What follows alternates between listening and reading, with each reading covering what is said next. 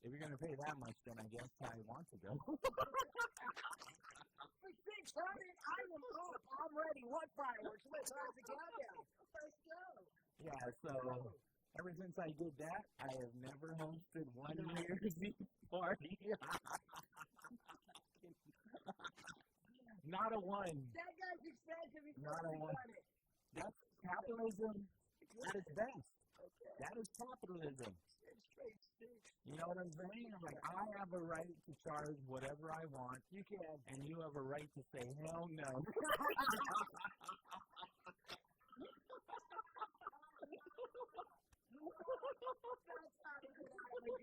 I'm still in that. Pauly has had 0 gigs. That is so We have run him out of the game. Yeah, I'm about to price gouge everybody. Like straight up price gouging. They went up 1,000. Gas prices went up. Hey, if you start charging 1,000, then people will start hiring you for 600.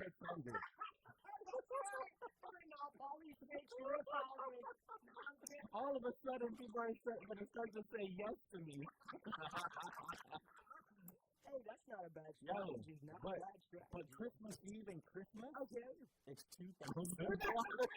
He said 2,000. Yo, if you trying to participate. if you want somebody to host your Christmas Eve or your Christmas Day party and take me away from my family, right.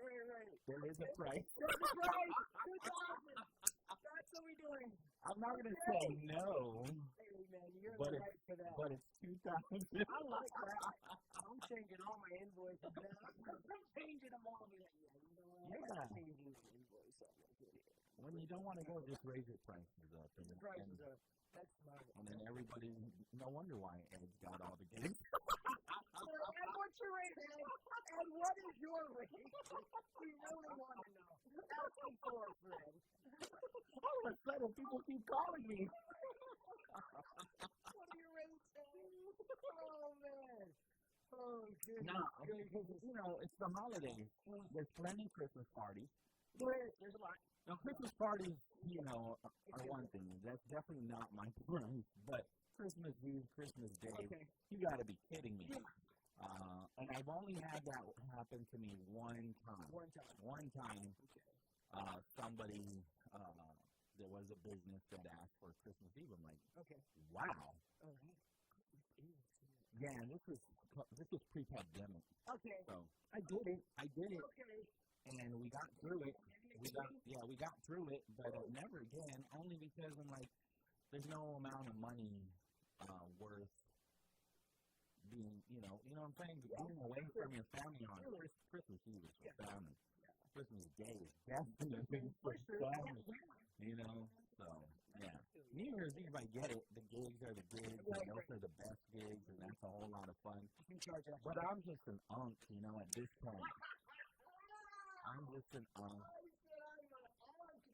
I value my rest. I value my time at home with, you know, I just want to cuddle. That's it. That's what we're doing. I just want to cuddle with my wife, and so if you're going to take me away from my cuddle time, $600. Like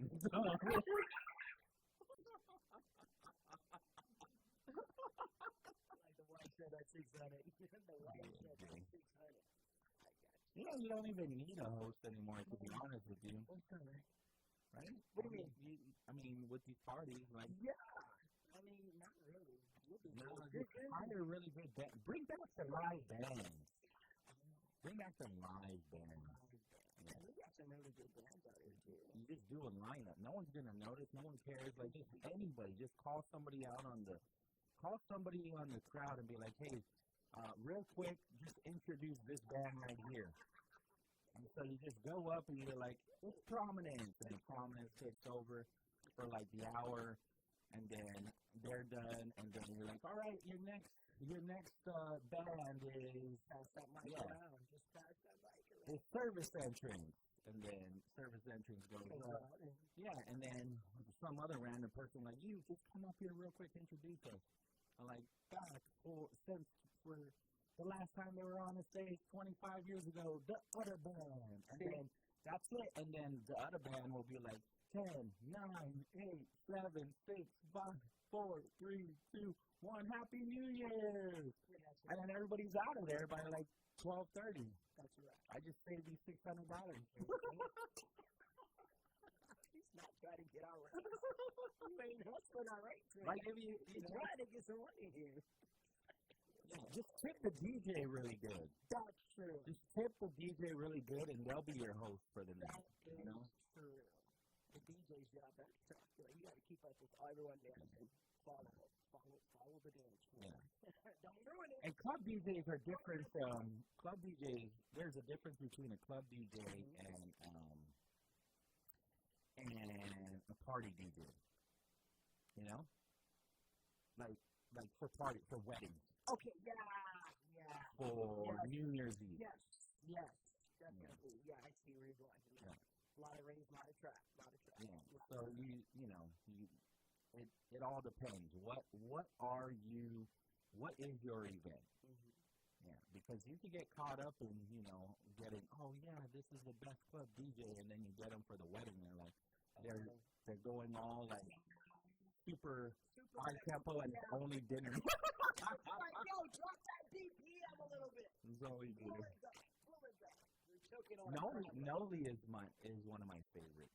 Oh, He's like really? all around. Oh, All around. Music Sensation. That's a free one right there for you. Check those guys out. Music Sensation. Noli does all of it. And sometimes I'm embarrassed when I go, because why do you need me? Noli's like, Noli's everything. He's everything, all in one package. Yeah. Nice. Noli's everything. Noli is the host of all hosts. So, it's always fun, though, to be with him. It's always fun to hang out with Noli. That's cool. 6:24 in the morning. See any more drones? No. Wait, what? Hold on. Hey, hold on. So we're getting more information out in New Jersey, right? So they are stating, and so we kind of knew this, but now officials, even like the President of the United States, Joe Biden's like, there are things up in the sky. We are aware of it. There is, our security is not a threat, and some of these drones are actually U.S. government drones. So there is a military base in the area. There's a couple actually in New Jersey, but the one that they're focused on is this Picatinny base. Okay. Yeah. What's that? I'm trying to see here. U.S. Army. And so they are testing drones. U.S. drone testing is happening in the area.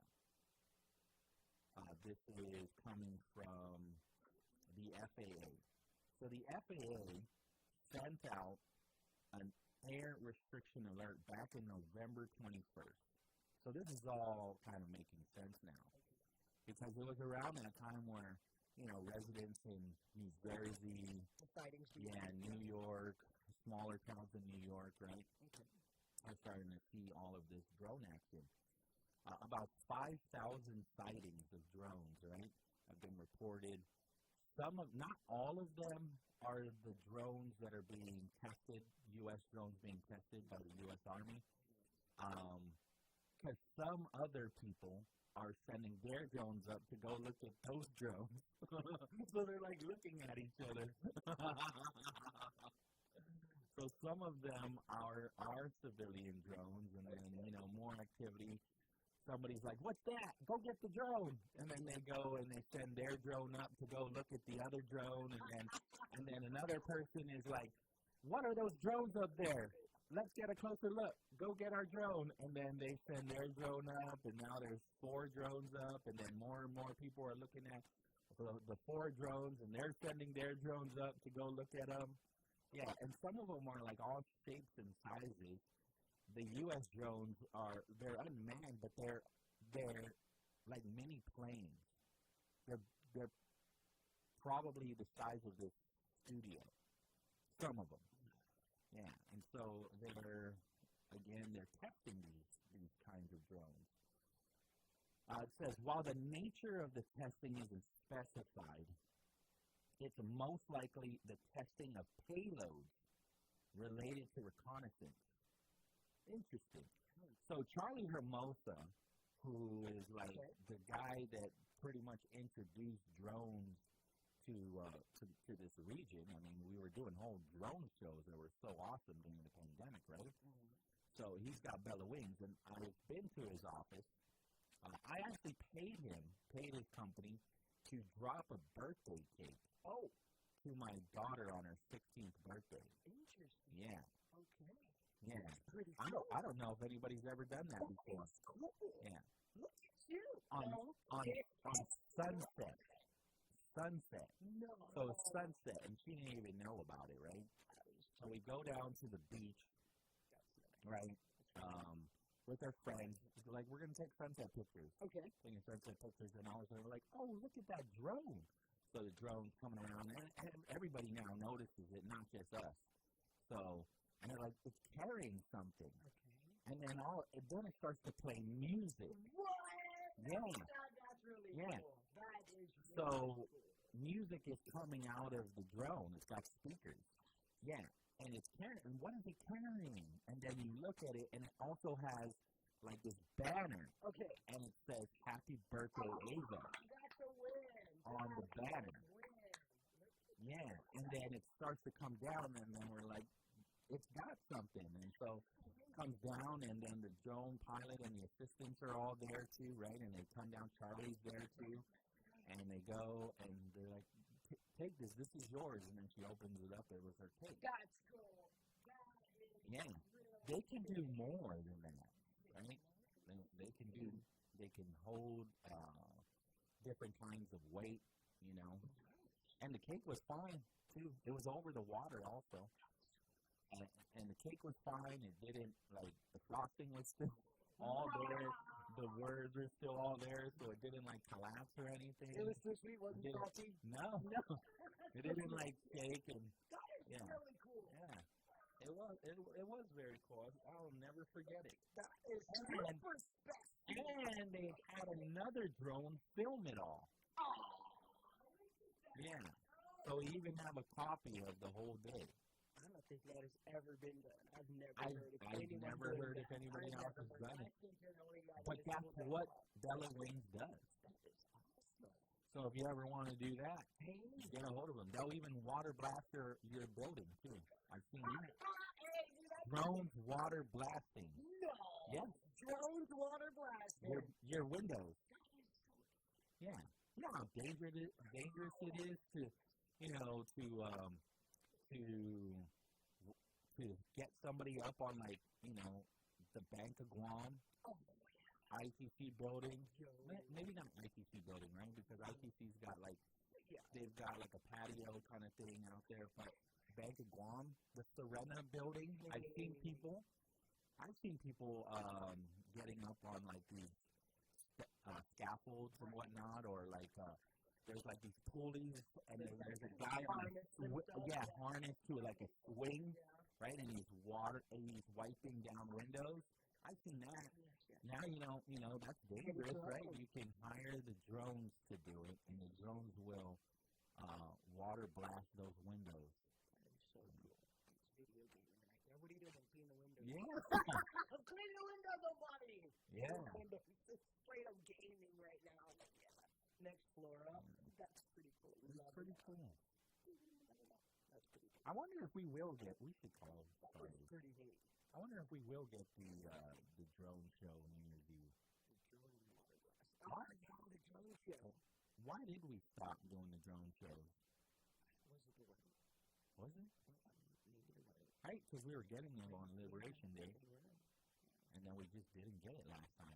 That's really cool. How they synchronized. Yeah. That is tough. That is not easy to do. No. Oh, I love those drone shows. It's probably a coincidence, right? That ever since Charlie Hermosa said he was going to run for governor. We have no more drones. That's only it's only a coincidence, right? Like Charlie. He's our dude. that the government doesn't want to pay for any more drone No more drone shows. No more drone shows. Charlie's running for governor. No, Cut it down. we're not doing that no more. Really, no more drone shows. I don't know. We'll just call it a coincidence. 6:32 in the morning. Let's take the break. Wave 105. Subway serving up a hot one for a limited time. The all-new Ghost Pepper Grill. Subway spicy spread ever turns into heat on a 16 or whatnot. Five of those are test for 3 all-new sandwiches. Number 34, the spicy nacho stick. Who thinks that you can come on and choose some strawberry cheddar cheese sauce, jalapeno, and sriracha sauce. Take up the heat from the 24, the fiery meatball, or the sauce blade with pepper black cheese, the spicy nacho chicken. Then cool down with double chocolate pepper and quick log cookie. Here for the holiday baby. Somewhere, you got to refresh the refresh. Good morning and welcome back. It's Morris with Patti here on the Wave 105 FM. Studio lines are open and they are available at 922-1051 and 1052. Local headlines for you right now, and it's all being brought to you by our friends at McDonald's. Treat yourself this holiday season with a festive holiday pie, creamy custard, and a buttery golden crust. Grab yours today. It's only at McDonald's. I love it. Guam and Hafa. My name is Pauly Suba. Here's the latest from the Marianas Business Journal. A 27-year-old was arrested Tuesday morning for assaulting a police officer and resisting arrest. According to a magistrate's complaint received by the Judiciary of Guam, officers from the Guam Police Department received a call about a suspicious person walking along Venanco Road in Hafa around 6:49 a.m. on December 17th. When officers arrived, they observed an individual matching the description made during the call, who was later identified as Julian J. Ibanez Adai Jr. Officers informed Adai of their presence, and when they requested a check on his name, Adai told the officers to take him in, as he had a federal warrant issued for him. While speaking with police, Adai repeatedly put his hands in his pockets and under his shirt. Officers told him to remove his hands from his pockets, at which Adai attempted to headbutt one of the officers. A struggle ensued between Adai and the responding officers, with Adai swinging his arms and kicking the officers. He was eventually arrested and detained at 7:12 a.m. Adai is formally charged with assault on a peace officer and resisting arrest. In more news, the Guam Council on the Arts and Humanities Agency is inviting students between the grades of 9th through 12th to join the annual Poetry Out Loud program. The POL program is a national education initiative by the National Endowment for the Arts that allows students to explore poetry through memorization and performance.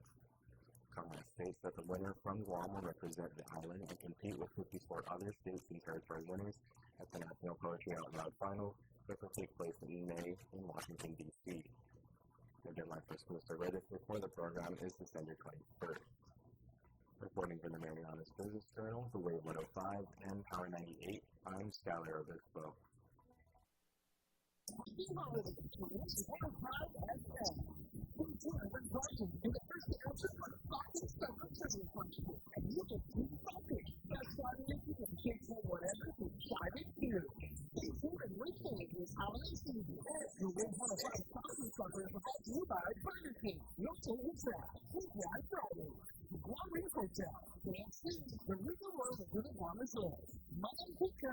The station really rules on holiday sound of Guam.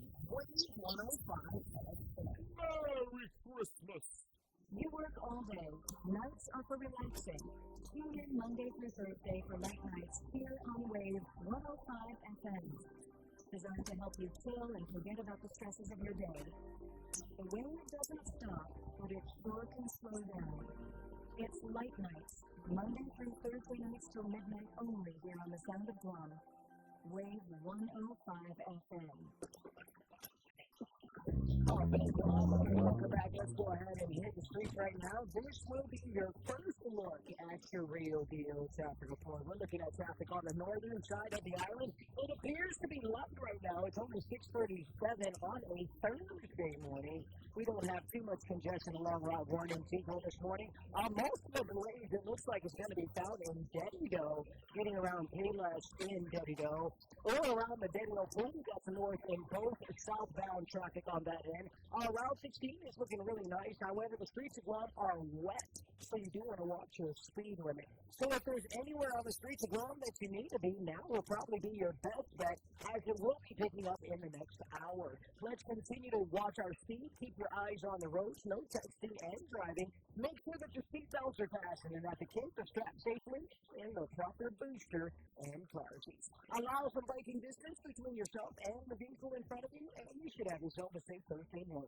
This is the Real Deal Traffic Report for Mornings with Patti on the Wave 105 FM. Happy holidays from Black City and Detailers. This certificate available for the perfect present. Request today and spread the cheer. Come in and get your flirty flirty with Black City pumpkin color. Call 647 for more information. Happy holidays to 105 FM. Stay tuned and purchase in the first answer of Socky Cover Trading Station. And you get 2 cycles. Best part of information on whatever you're excited to. Stay tuned and listen this holiday season. Your Wave 105 Shopping Center is about to you by Burger King, Wilton Hotel, Sweet Black Friday, the Guam Hotel, KFC, the Region Royal is here on Resort. My name is Fred, and the station bringing you the holiday shopping Guam, Wave 105 FM. Merry Christmas! Easy Color Wave. Your radio network. Wave 105 FM.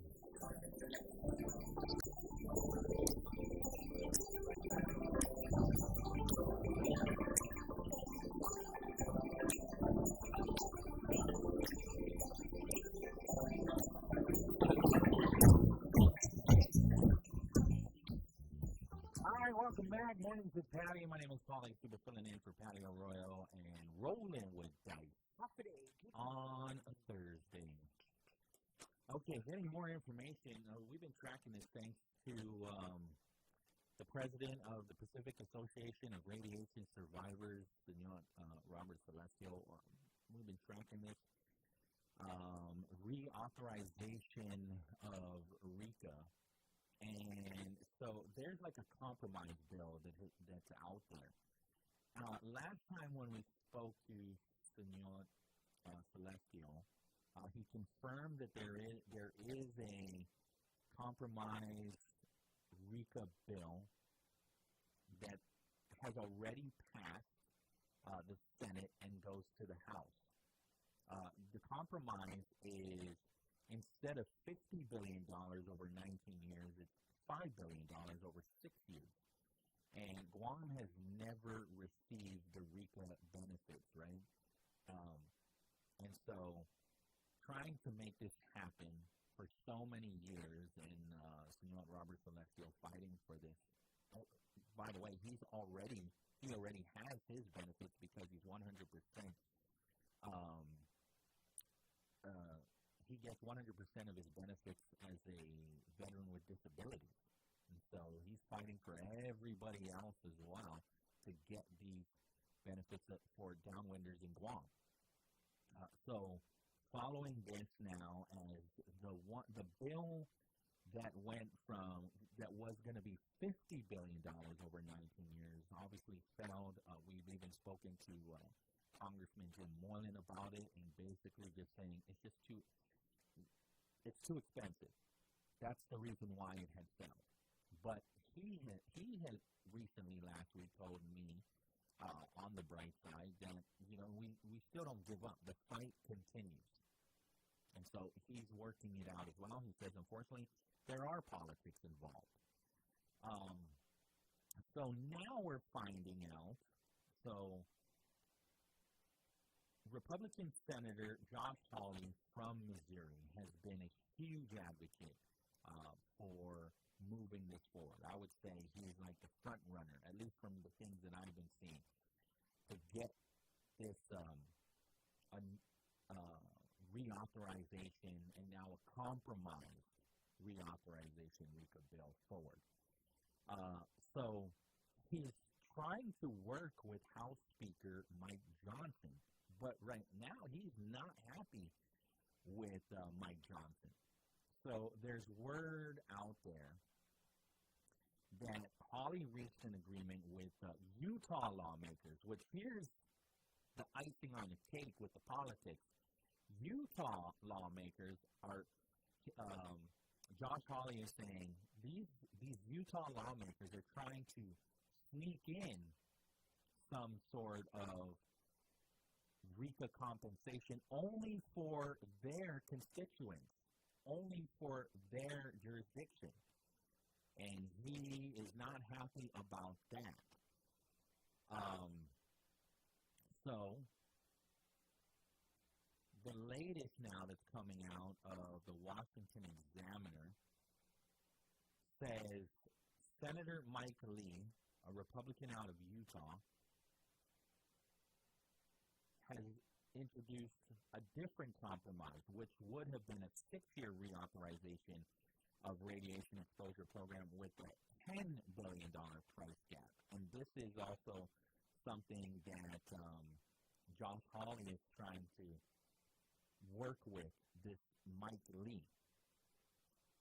Hawley began negotiating directly with Johnson on a deal with offsets, part of the broader discussion over costs, but his bill continued to be met with skepticism from House leadership, and no agreement was reached. Many Republicans believe the program, which has been around for decades, should be winding down, not ramping up. In response to Lee's bill, House leadership aide criticized the rushed approach and said it lacked the necessary guardrails to prevent fraud and abuse of the program. House Republican leadership is sympathetic to the needs of radiation exposure advocates, the aide said, but reauthorization must be addressed responsibly with full consideration of the broader fiscal impact. So, last week, Hawley threatened to block anything that doesn't include his jurisdiction and other jurisdictions, too, and saying, we have a compromise. It's not going to be $50 billion. It's not going to be for 19 years. And it already passed the Senate, and trying to work it out to pass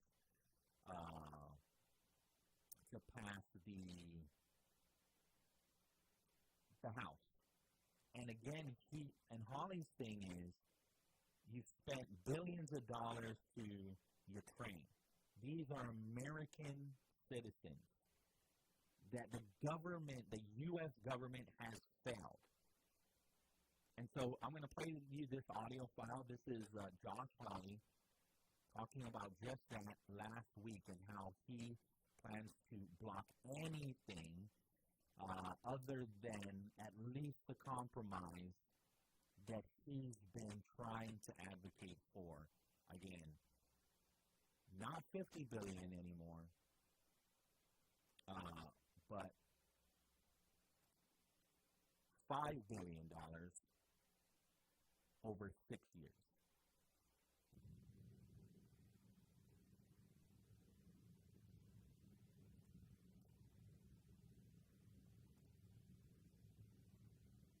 Mr. President, Senator from Missouri. Mr. President, I ask unanimous consent to speak for up to 10 minutes prior to the scheduled roll call vote. No objection.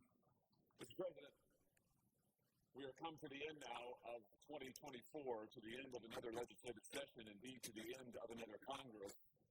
And before this Congress congratulates itself on finishing its legislative work next week, I must come again here to this floor and remind my colleagues that hundreds of thousands of good Americans are still waiting for this Congress to act, waiting for justice to be done in their cases. I'm talking about the hundreds of thousands of Americans who have been poisoned by nuclear radiation by their own government.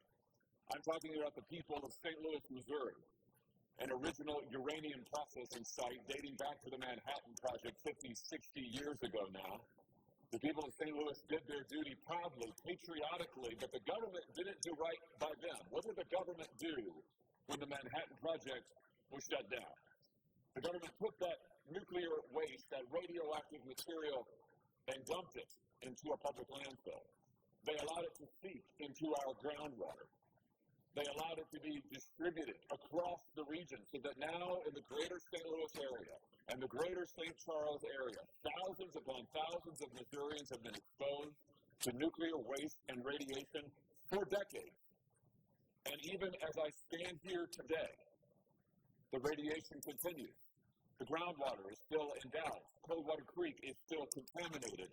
Just a few weeks ago, the Army Corps of Engineers discovered additional nuclear radioactive material under residents' homes in suburban St. Louis. Weldon Spring is still not fully remediated.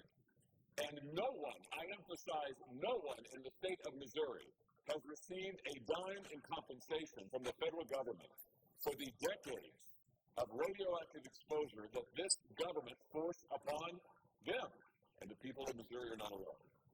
The same story is repeated over and over in places like New Mexico and Arizona and in Idaho and in Colorado and in Wyoming and Montana, and I could go on. Hundreds of thousands of Americans exposed through no fault of their own. Many of them veterans, I might add.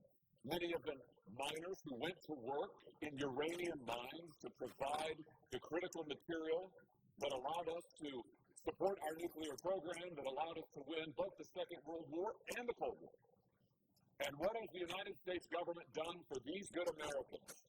Veterans, laymen, one and all, what has the government done for them?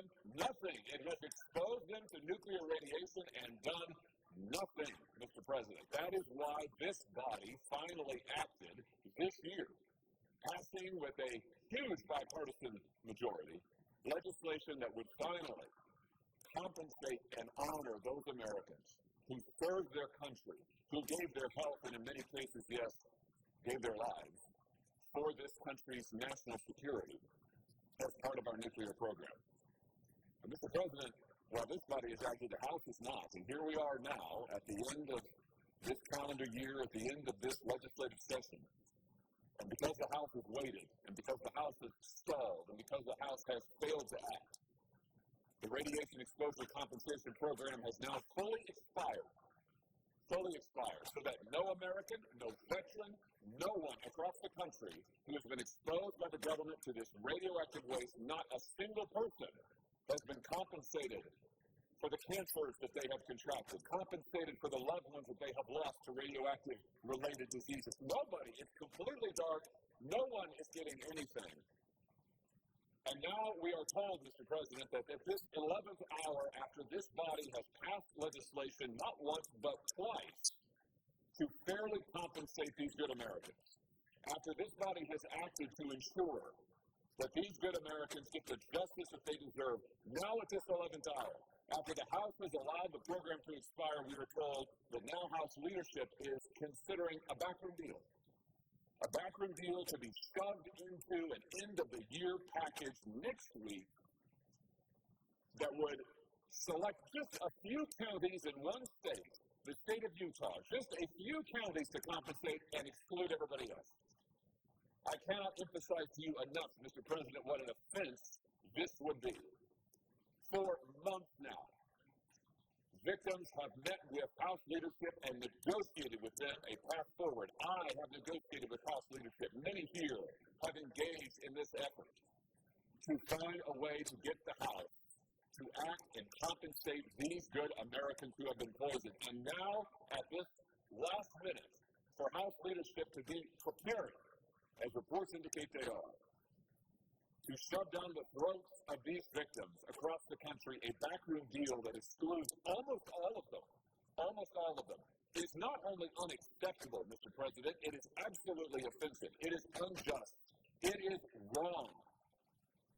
You know, President Reagan used to say that sometimes there really are simple answers, just not easy ones. Let's be direct about this. What House leadership is considering here, there's a simple way to describe it. It's wrong. It's just flat out wrong. There's no more nuance needed than that. And who will suffer if House leadership puts a backroom deal rigged for only a few insiders, excluding most of the country? Who will suffer? I'll tell you who will suffer. It will be people like the young children of Janet Elementary in my home state of Missouri, an elementary school that had to close over a year ago because of continuing radioactive contamination right there in the St. Louis area. This elementary school is right near the creek that is still contaminated. The entire school had to shut down. Who knows how many children have been exposed, by the way, before that happened. The entire school closed. It's still closed. It will remain closed. And every child will remain uncompensated and exposed until the House chooses to act. Think about Leslie Begay, member of the Navajo Nation. No one contributed more to the defense of this country than the proud members of the Navajo Nation. In the Second World War, in the Cold War, still today. Their rates of volunteer service for our military are higher than any other community in the entire country. And nobody suffered more from the fallout of the nuclear program than the Navajo Nation, including Leslie, who's had a double lung transplant.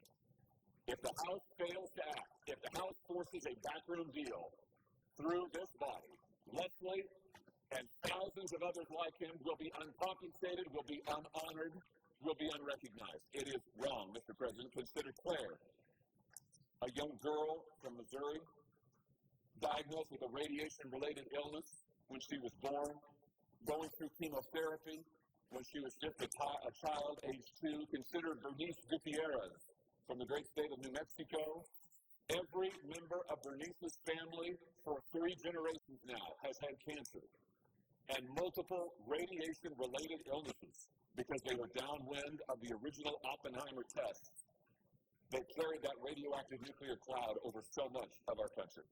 Consider Jack Byzantine from the state of Missouri, born with cancer, died at the age of 2. He never had a chance, Mr. President. Why? Well, because his mother grew up along Coldwater Creek in the St. Louis region of Missouri that is still, to this day, contaminated.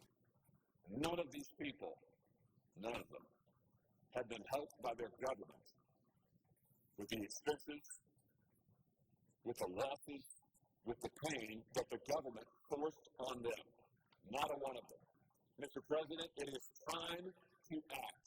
And I want to be crystal clear about this. If the House persists, if House leadership persists and attempts to force into a CR package, a partial, backroom, special interest deal that excludes these good people, I will object. And if they come to this body asking for a time agreement at the end of the session to pass that package, I will object. I want to be clear about this. There is no way forward for a partial backroom deal. No way. I will stand in the way on behalf of every one of these Americans as long as it takes until justice is done. This is the time, Mr. President. This body has acted, and I call on the House to act.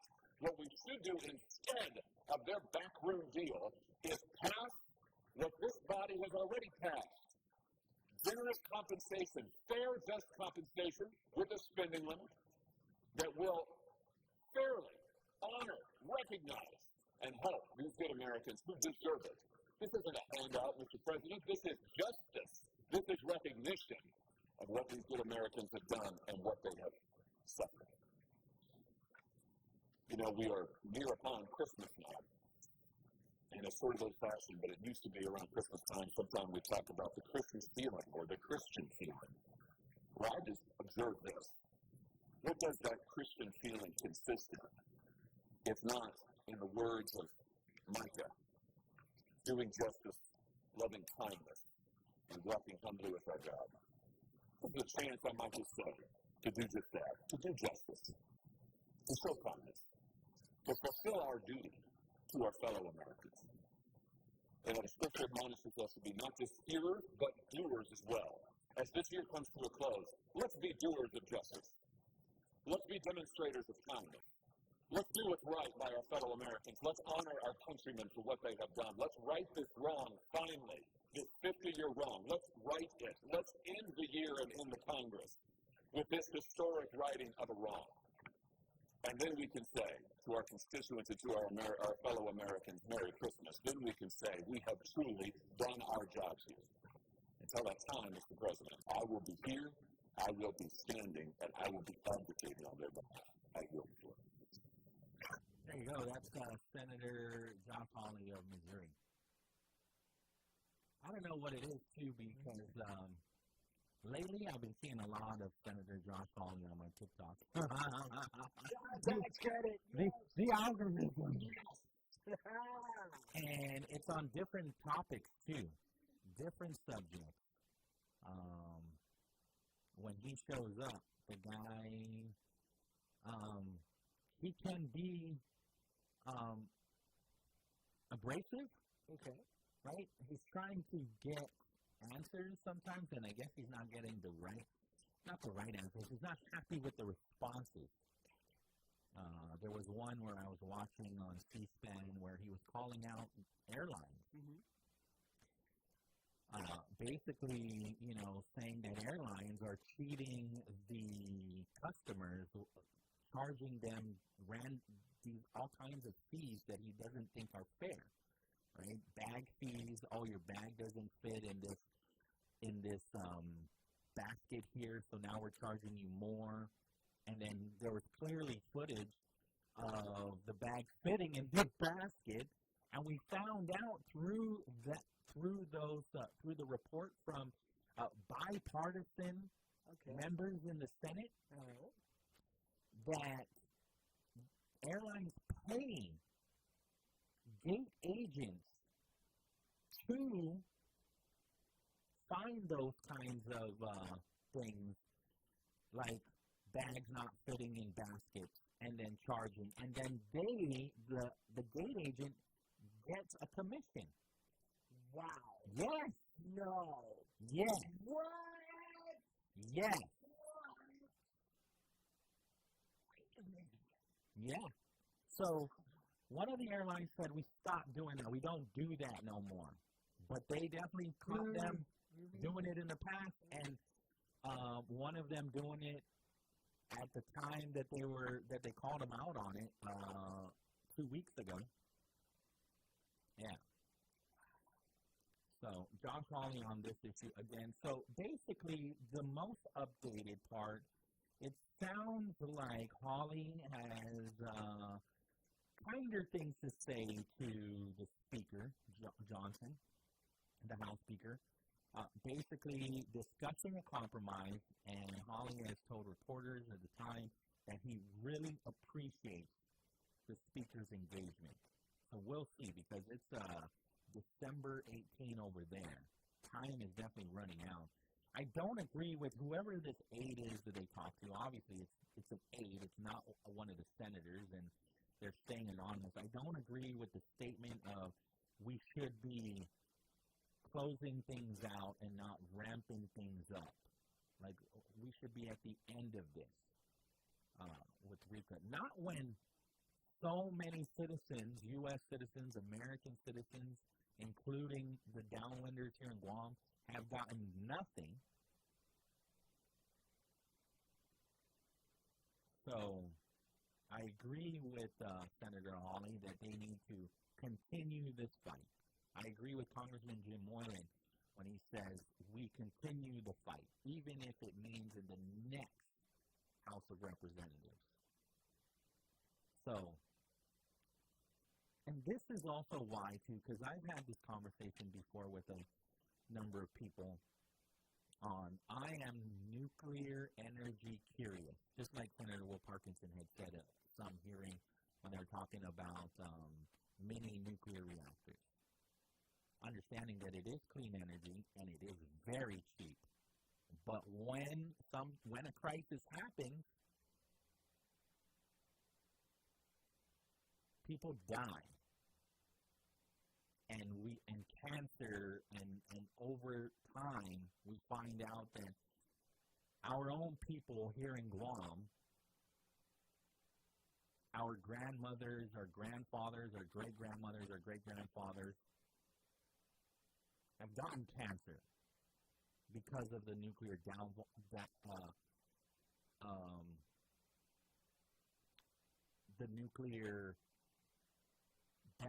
downwind from the testing that was happening on the Marshall Islands. And what they did in the Marshall Islands is absolutely evil.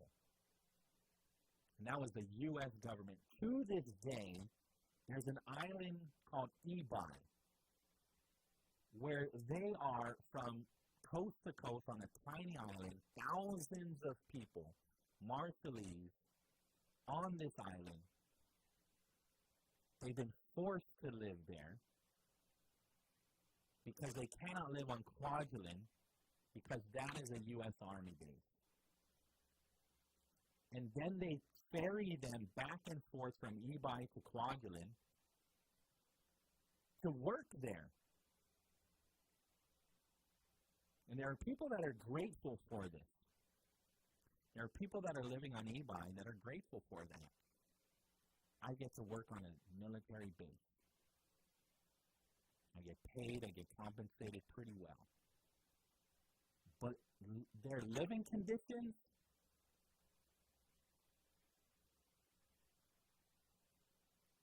and so we need to address all of the injustices before we can even consider like a nuclear power plant here in Guam. We need to address that. The U.S. government needs to address it wholly. Especially with all the geopolitical things happening, you know, the tensions happening in this area. A nuclear power plant is clearly going to be a target. KGUM-FM in Hagåtña, Guam, 7:03 in the morning. On the other side, let's bring the tensions down a bit. Okay. Let's give you an opportunity to win. Okay. We all love winning, right? So let me see here. Let's see here. Let's see here. Where is my winners list? Okay. All right. So we want to thank our sponsors once again, right? That are providing all of these amazing prizes. The sponsors of the 12 games for Christmas: Burger King, Guam Reef Hotel, Sabaros, KFC, Post 360, TGI Fridays, Lotte Hotel, Vince Jewelers, Riga Royal Laguna Guam, and Lysol. So it's Thursday. We are going to give away a TGI Friday, a $20 gift certificate to Sabaros and a $10 Mun & Pika's gift certificate as well.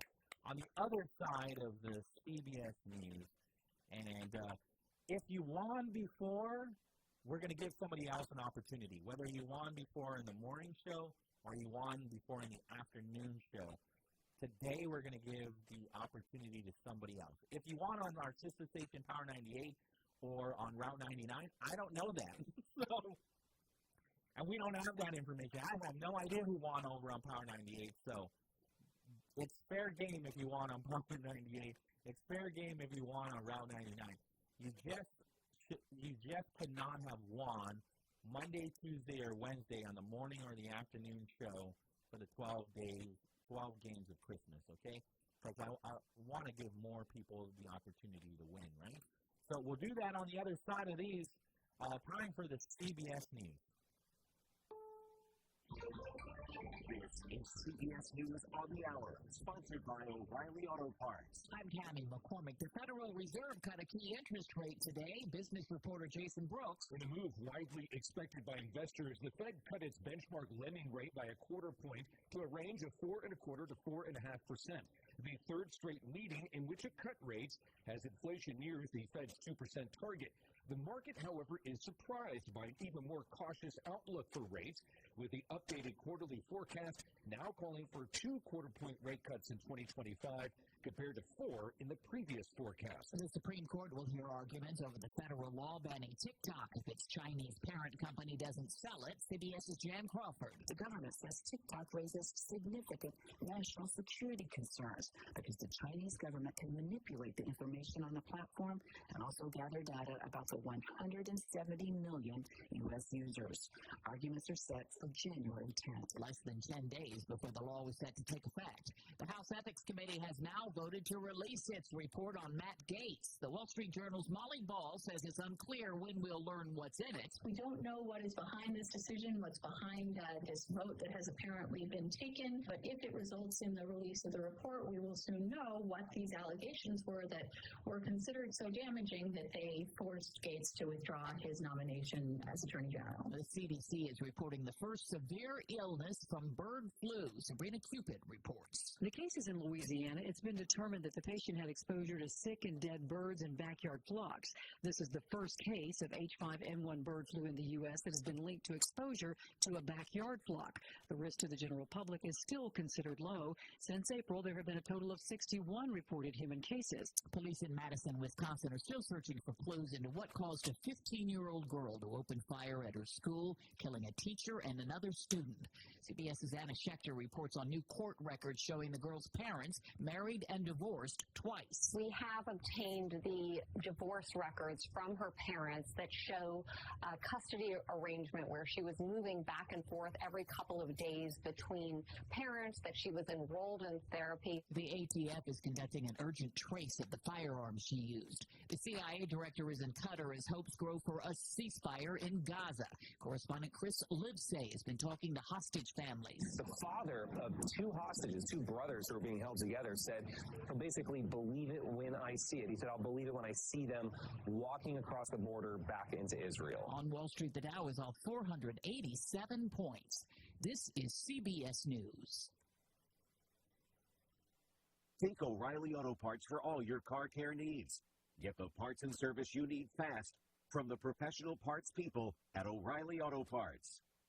Diabetes, high blood pressure, anxiety meds, everyone's on them. If you're a 50-year-old male, maybe a bit porky, and you may even have type 2 diabetes, $1 million of term insurance may only cost you about $200 a month. Call Term Provider. Speak with Big Lou at 800-230-2777. Big Lou will find a term life policy for you even if you have type 2 diabetes, are overweight, or have high blood pressure. Term Provider has helped thousands of people like you who think they can't afford term life insurance. To buy $1 million of affordable term life for you, all you need to do is call Big Lou at 800-230-2777. Lou will make sure the scales are tipped in your favor. Call 800-230-2777. Big Lou will answer your call and work to fit you into a term life policy that you can afford. Remember, Big Lou's like you. He's on meds too. Call 800-230-2777, 800-230-2777, or BigLou.com.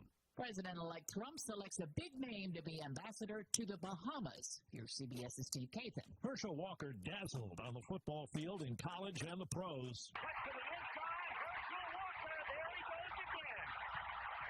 But he lost a contentious bid for the U.S. Senate from Georgia 2 years ago that featured some gaffes. And you know what's so funny?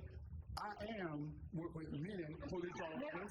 Trump hailed Walker as someone who has spent decades serving as an ambassador for our nation's youth, our men and women in the military, and athletes at home and abroad. Steve Kathan, CBS News. A consumer watchdog group is taking aim at credit card companies, which offer all those rewards programs. The Consumer Financial Protection Bureau says many card companies are selling Americans on those programs using language that contradicts the fine print. And that's leaving it impossible for many to redeem their rewards. I'm Cammie McCormick, CBS News. Something magical happens when you unbox the best of British TV with BritBox. Stream acclaimed series starring Olivia Colman, Idris Elba, Sophie Turner, Matthew Fadian, and more of Britain's brightest talent. See what's inside. Discover something remarkable and uncover what perhaps you were looking for all along. Unbox BritBox and stream the best of British TV. Start your free trial at BritBox.com. If you or someone you know were diagnosed with non-Hodgkin's lymphoma within the past 20 years, listen up. For years, the weed killer Roundup was used in homes, farms, and gardens. And now studies have proven a direct link between Roundup and this deadly cancer. So if you or someone you know have been diagnosed with non-Hodgkin's lymphoma, time to file a claim is running out, so don't delay. Call 800-712-2300. 800-712-2300. Advertisement sponsored by Legal Help Center may not be available in all states. Looking for an exciting career? We have fantastic opportunities for you. Join our team and work at leading brands like Coca-Cola, Subway, Chili's Grill and Bar, Cinnabon, Glimpses of Guam, and Good to Go. Whether you're interested in customer service, management, or marketing, we have roles that fit your passion. Visit www.glimpsesofguam.com to explore career openings and start your journey with us today.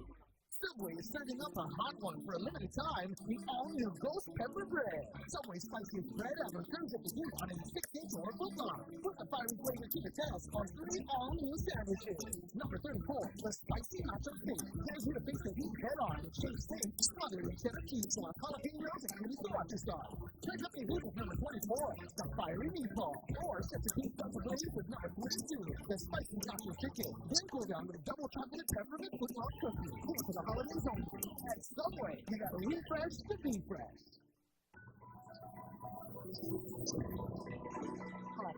Good morning and welcome back. It's Mornings with Patti here on the Wave 105 FM. Show this morning is being brought to you by Chili's Grill and Bar, Pat's Denting and Detailing, GTA. We start with you. Subway, eat fresh. Bank Pacific, where others place branches, we place roots. Good to Go, We Deliver. Download the app or order online at goodtogowedeliver.com. Take Care Insurance Company, our island, your health plan. We have your local headlines for you right now with Skylar Obispo from the Marianas Business Journal and the Guam Business Magazine. And it's brought to you by McDonald's. I'm loving it. Buenas and Hafa Day. My name is Skylar Obispo. Here's the latest from the Marianas Business Journal. The Federal Trade Commission announced a ban on hidden junk fees for hotels, ticketing agencies, and short-term rental companies. According to the FTC ruling made on December 17th, requires businesses to display the total price, including all additional fees, more prominently than other pricing information. The Commission estimates that the ruling will save consumers up to 53 million hours per year of time searching for the total price for tickets and lodging. The ruling will take effect 120 days after December 17th. In more news, the Guam Homeless Coalition is seeking volunteers for the upcoming 2025 point-in-time homeless count. According to a release issued yesterday, the GHC is seeking 275 volunteers to participate in the count scheduled for January 31st, 2025. The point-in-time count is a nationwide event held on the last Friday of January, which the release states provides a critical snapshot of homelessness in the community.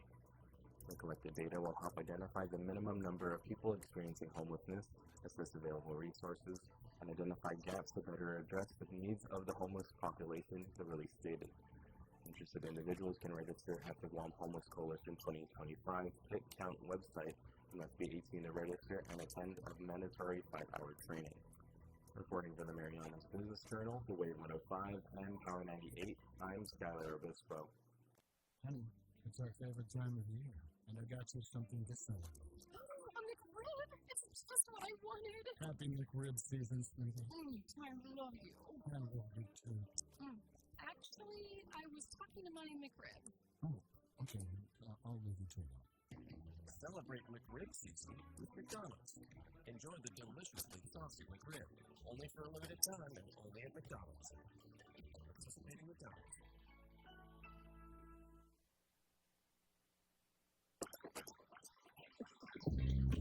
Guam, good morning, 7:15 here on the Wave 105 FM. Your time check is brought to you by Wendy's. 2 for $4 breakfast deals are back, and you can choose from the sausage biscuit or sausage and cheese English muffin. Small seasoned potatoes and a medium hot coffee. Get 2, it's only $4. Choose wisely. Choose Wendy's. 2 for $4 breakfast deals today.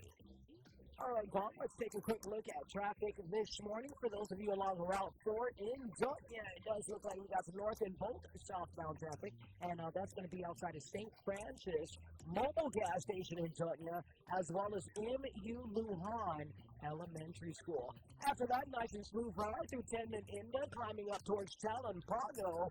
We have a little delay outside of Cost US Express this morning, north and both southbound. Smooth ride after that, slight delays coming around Sinahanya or flowing through Haggatnya. So just a heads up, guys, West O'Brien Drive is beginning to pick up. Right now, we would like to remind the motorists to slow it down, watch the speed limit, eyes on the roads, no texting and driving. Allow some braking distance between yourself and the vehicle in front of you, and you should have yourself a safe Thursday morning. This is a Real Deal Traffic Report for Mornings with Patti here on the Wave 105 FM. Looking at like this look at this rollout we will stay away from high Christmas loans with an annual percentage rate as low as 5.4% and up to $50,000. And with our bank facilities and debit card, you have the flexibility of using your money where you want and when you want. My Christmas loan. Package Visa debit card. Christmas Maryland 24. Lender credit conditions apply. 70 years holiday cheer. Feeling good. Getting things done. Wave 105 FM.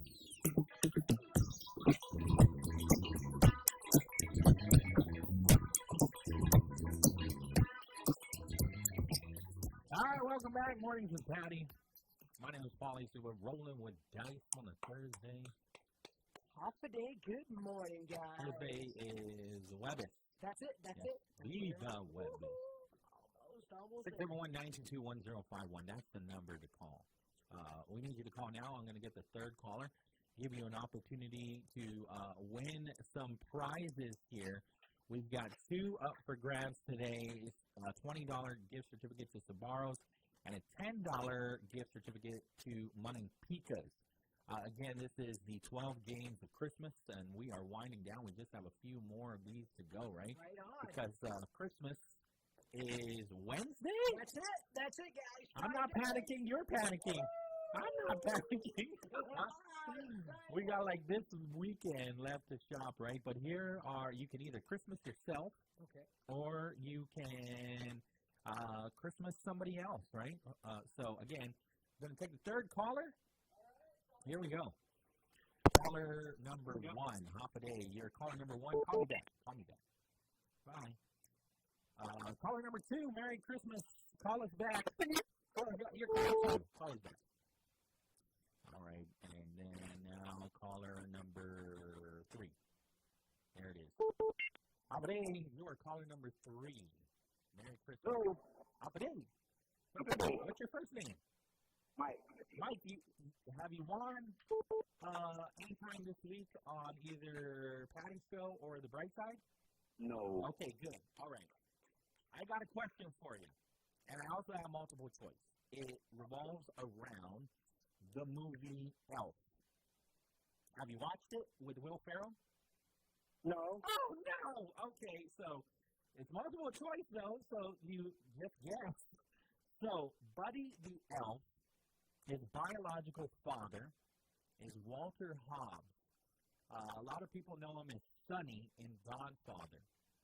So he is the biological father of Elf. And in New York City, he works at this company at the Empire State Building. Is it A, Elf's daddy works at the Children's Book Publishing Company? Is it B, Elf's daddy works at a toy-making company? Or is it C, Elf's daddy works at a Wall Street financial firm? I think I'll go for C. C, Wall Street financial firm? I'm sorry, Mike. Call us back. Okay. Okay. Thanks for that, though. Thanks for being a good sport. I'm always panicking, hoping nobody says any obscene words, right? Hafa day, you're the next contestant. What's your first name? What's your first name? Pete. Pete. Pete, you won before, though, right? No. Okay, so Pete, have you watched the movie Elf? No. Oh, no. Okay. Multiple choice then. So Elf's daddy, his biological father that he never grew up knowing, right, because he lived in the North Pole with Santa Claus, he went to New York City to meet his father. So his father, he found his father in New York City at the Empire State Building. Does his father work at a children's book publishing company? Does his father work at a toy-making company? Those are your two options now, because Mike already said Wall Street financial firm, and that was wrong. So is it a first one? Children's book publishing company? And what was the second? Toy-making company. And he's the Elf daddy? He's Elf's biological father. So Elf got, for whatever reason, I think if I remember, he was like at an orphanage, right? And I guess he snuck into Santa Claus's Santa Claus's bag and went to the North Pole and started living in the North Pole? I'll take the wild guess. Go for it. Say B. Toy making company. Yes? Yep. Sorry, it's not. Call back. It's not. So now we know the answer, right? Okay. Next person. Hopefully you've been paying attention. Adai, Wave 105. Who is this? This is Rebecca. I know the answer. Hi, Rebecca. First, have you won before? No, I haven't. That was my husband, though, the first time. Okay. Sweet. So then you know it. So, Elf Daddy. Where does Elf Daddy work? Oh. Wait, what did the guy say? So, I thought you said you knew the answer. Okay, here it is. Does Elf Daddy work at the Children's Book Publishing Company? What are the other colors say? He said B, right? He said B. He said toy making company. Okay, no, it's A. It's A. There you go. I love that movie, Elf. You've never watched Elf before? No, I haven't. Wow, you gotta watch it. Will Ferrell is hilarious. Oh, okay. So he goes to like the real world for the very first time, right? Because North Pole is like fantasy land and whatnot, right? Uh-huh. And so he travels. He goes to the Empire State Building. He meets his daddy, and then they're in a meeting, right? And he basically is told to just be quiet, like just stay in the corner. I've got work to do. And then all of a sudden, this little person comes in, and he's like, "It's an elf! It's another elf!" And so the little person's getting mad because he's like, "Yo, you got to stop calling derogatory terms and whatnot. I'm not an elf. I'm a business person." And then Elf goes, Will Ferrell's like, "Oh, he's an angry elf." It's so funny. You gotta watch it. I just want to leave right now and go watch it right now. That's how much I love this movie. Rebecca, stay on the line, okay? We're gonna get your winner's information. Don't go anywhere. Okay, there you go. Rebecca's gonna take care of. Dice is gonna take care of that. Get Rebecca's information. Make sure she gets the prizes. Once again, the prizes are for today the Sbarro $20 gift certificate to Sbarro's and a $10 gift certificate to Munning Pika's. Friday, we've got another $25 gift certificate to TGI Fridays and a $10 Munning Pika's gift certificate. Then, Tuesday, Christmas Eve, we've got a whole bunch of prizes.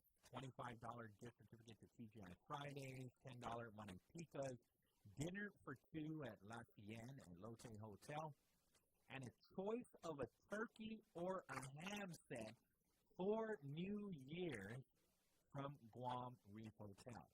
And so, understanding that this, when we give it away, when we give this away, it's going to be Christmas Eve, right? And so, the Reef Hotel needs 48 hours to prepare this turkey or this ham, whichever one you choose. So it's not going to be ready for Christmas. So you just need to once we get all your information, if you're the winner, you clearly can come up to the Coca-Cola building behind DMV and claim your prizes, right? So that way you have something for Christmas Eve and Christmas Day. But the turkey or the ham that you choose, just you'll make accommodations, you'll communicate with the Guam Reef Hotel so that they can prepare a turkey or a ham set for you in time for New Year's Eve. And so I would, once you win on Friday, I would start making phone calls to Guam Reef and let them know when you want it because you need to give them 48 hours in advance. But once again, we want to thank our sponsors and all of these giveaways for the 12 games of Christmas.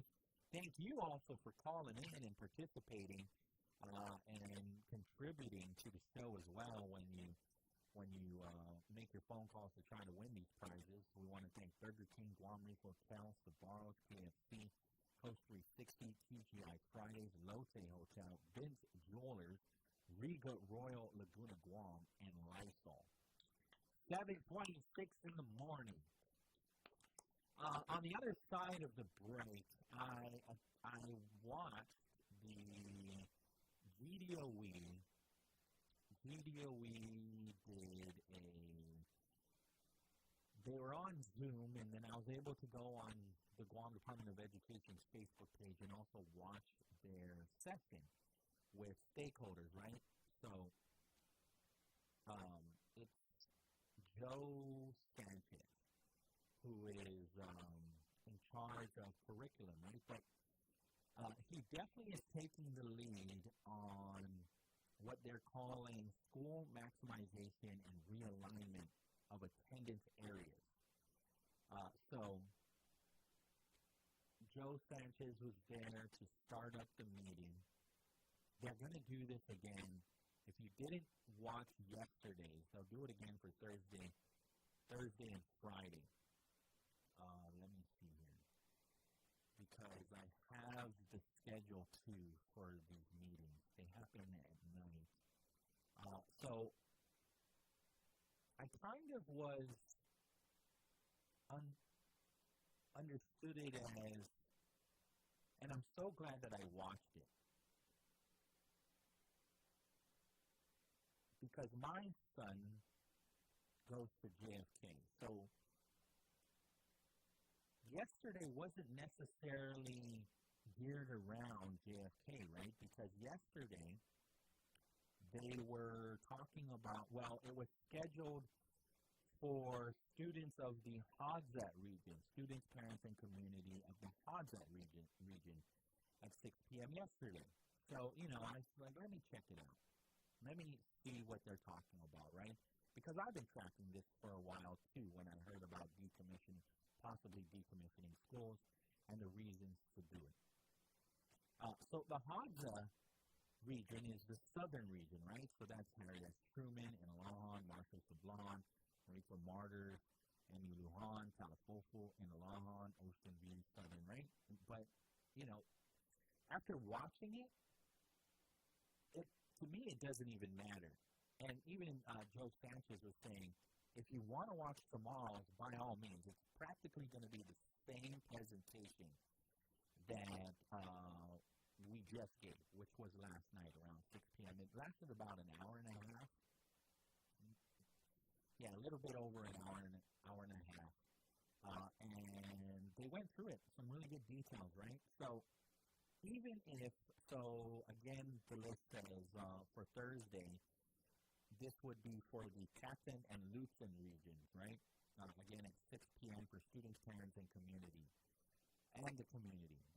But again, just listening to Joe Sanchez present yesterday on this maximization realignment session, anybody and everybody that has the link, the Zoom link to watch can watch.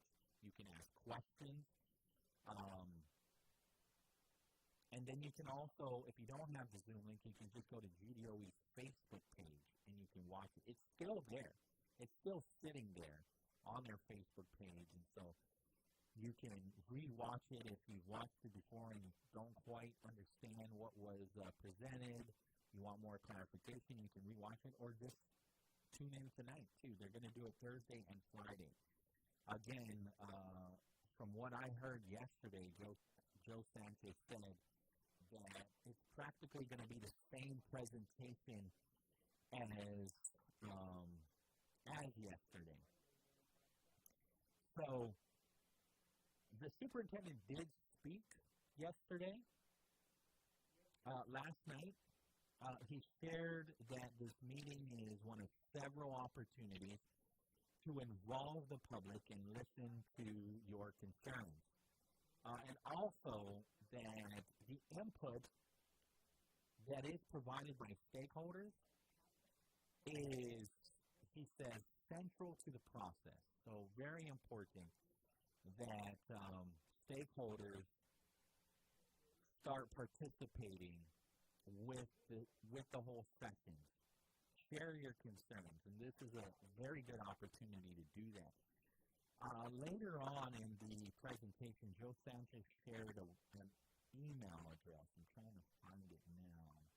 input@gdoe.net is what I remember. So they are encouraging everybody, I would say watch the presentation too, so you can kind of see where they're at, and then definitely send your concerns or your input. Once again, at input@gdoe.net. Input@gdoe.net. So on the other side of the break, we'll kind of go over some of this stuff here. We're good, guys? Yeah?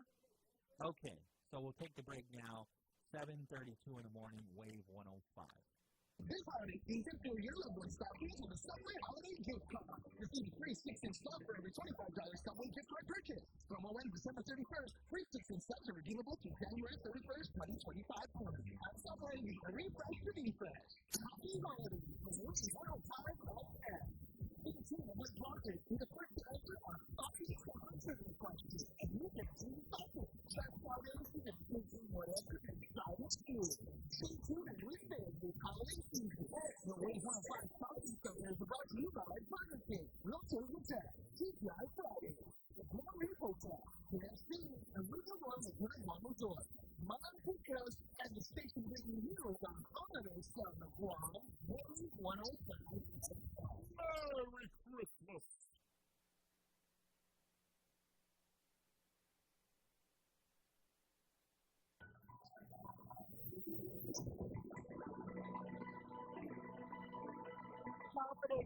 Good morning and welcome back. It's Mornings with Patti here on the Wave 105 FM. Studio lines are open and they are available at 92, 105.1, and 105.2. We have your local headlines for you right now with Skyler Obispo from the Marianas Business Journal and the Guam Business Magazine. Hafa and good morning, Guam. Buenos and Hafa. My name is Skyler Obispo. Here's the latest from the Marianas Business Journal. A 27-year-old was arrested Tuesday morning for assaulting a police officer and resisting arrest. According to a magistrate complaint issued by Review Diphtheria of Guam, officers from the Guam Police Department received a call about a suspicious person walking along the Nashville Road in Ashland around 6:49 a.m. on December 17th. When officers arrived, they observed an individual matching the description made during the call, who was later identified as Joey IGD Jr. Officers informed IGD of their presence, and when they requested a check on his name, IGD told the officers to take him in, as he had a federal warrant issued for him. While speaking with police, IGD repeatedly put his hands in his pockets and under his shirt. Officers told him to remove his hands from his pockets, at which IGD attempted to headbutt one of the officers. A struggle ensued between IGD and the responding officers, with IGD bringing his arms and taking the officers. He was eventually arrested and detained at 7:12 a.m. IGD was formally charged with assault on a peace officer and resisting arrest. In mornings, the Guam Council on the Arts and Humanities Agency is inviting students between the grades of 9th through 12th to join the annual Poetry Out Loud program. The POL program is a national education initiative by the National Endowment for the Arts that allows students to explore poetry through memorization and performance. States that the winner from Guam will represent the island and compete with 54 other states and territory winners at the National Poetry Out Loud Finals, which will take place in May in Washington, D.C. The deadline for schools to register for the program is December 21st. Reporting from the Marianas Business Journal, the Wave 105, and Power 98, I'm Skyler Obispo.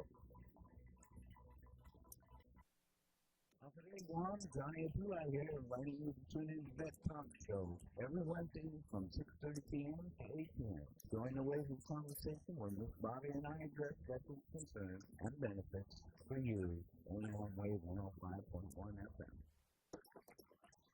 Good morning and welcome back. It's Mornings with Patti here on the Wave 105 FM. We're streaming online. You can find us on the World Wide Web at thewave105.com. Do like, subscribe, and follow our YouTube channel at Wave 105.1 FM Guam. It is time to hit the streets. Let's go ahead and do this. Don't forget our show is brought to you by Patch Tinting and Detailing. Happy holidays from Patch Tinting and Detailing. Gift certificates are now available for the perfect present. Visit us today and spread the cheer. Come in and make your holidays brighter with Patch Tinting and Detailing. Give us a call at 647-SLAM for more information. Hitting the streets once again. Here's another quick look at the real deal traffic report. We're looking at traffic through Hagåtña right now. It looks like it is beginning to pick up along West O'Brien Drive. You'll find that in Hagåtña, the Superior Court of Guam, or getting around the Agania Shopping Center.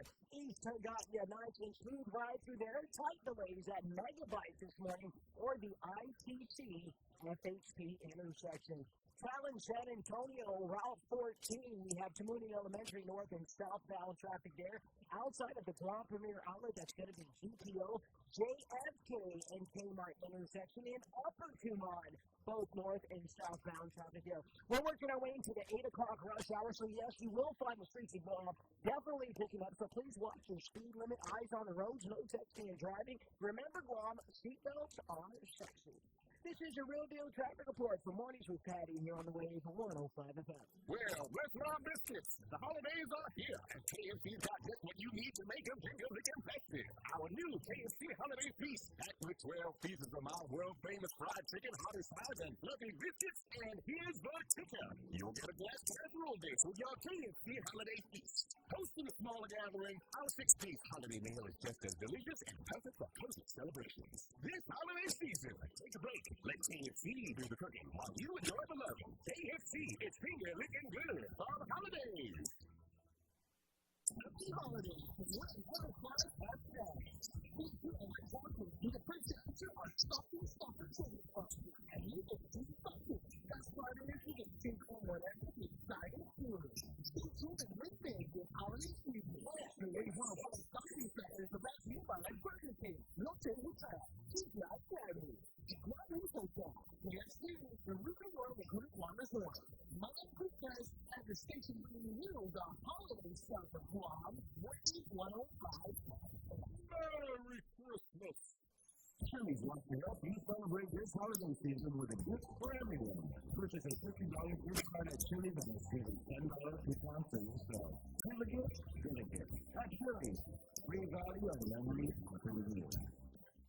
The views and opinions expressed in this show are that of the show host, Jess and Polly. They do not necessarily reflect the views and opinions of the staff and management of Wave 105 FM, News Media, or any of our partners. As we strive to provide quality, respectful, and engaging content, we welcome you to participate in the conversation. Thank you for tuning in to Wave 105 FM, the sound of Guam. Enjoy the show.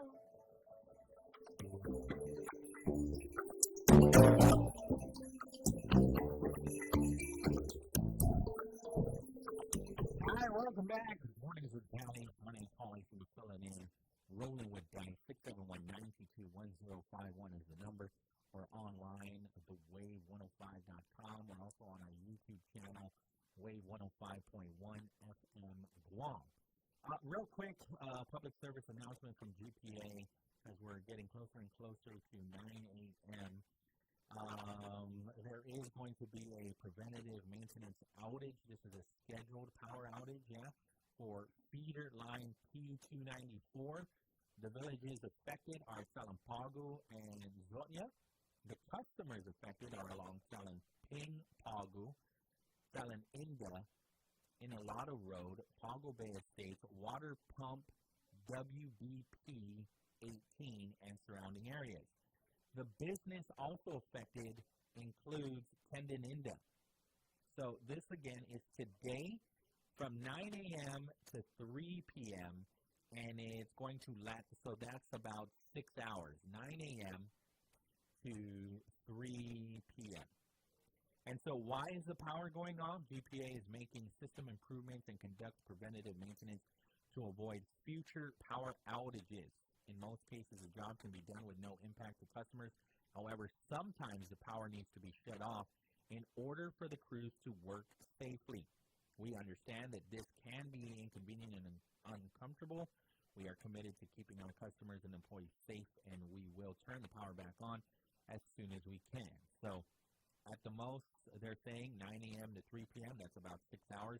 Today, again, the feeder that's going to be affected today from 9 to 3 in Salampagu and Zotnya is feeder line P294. It's also super unfortunate that water continues to be an issue. Low water pressure continues to be an issue in parts of Barragata and Manilao.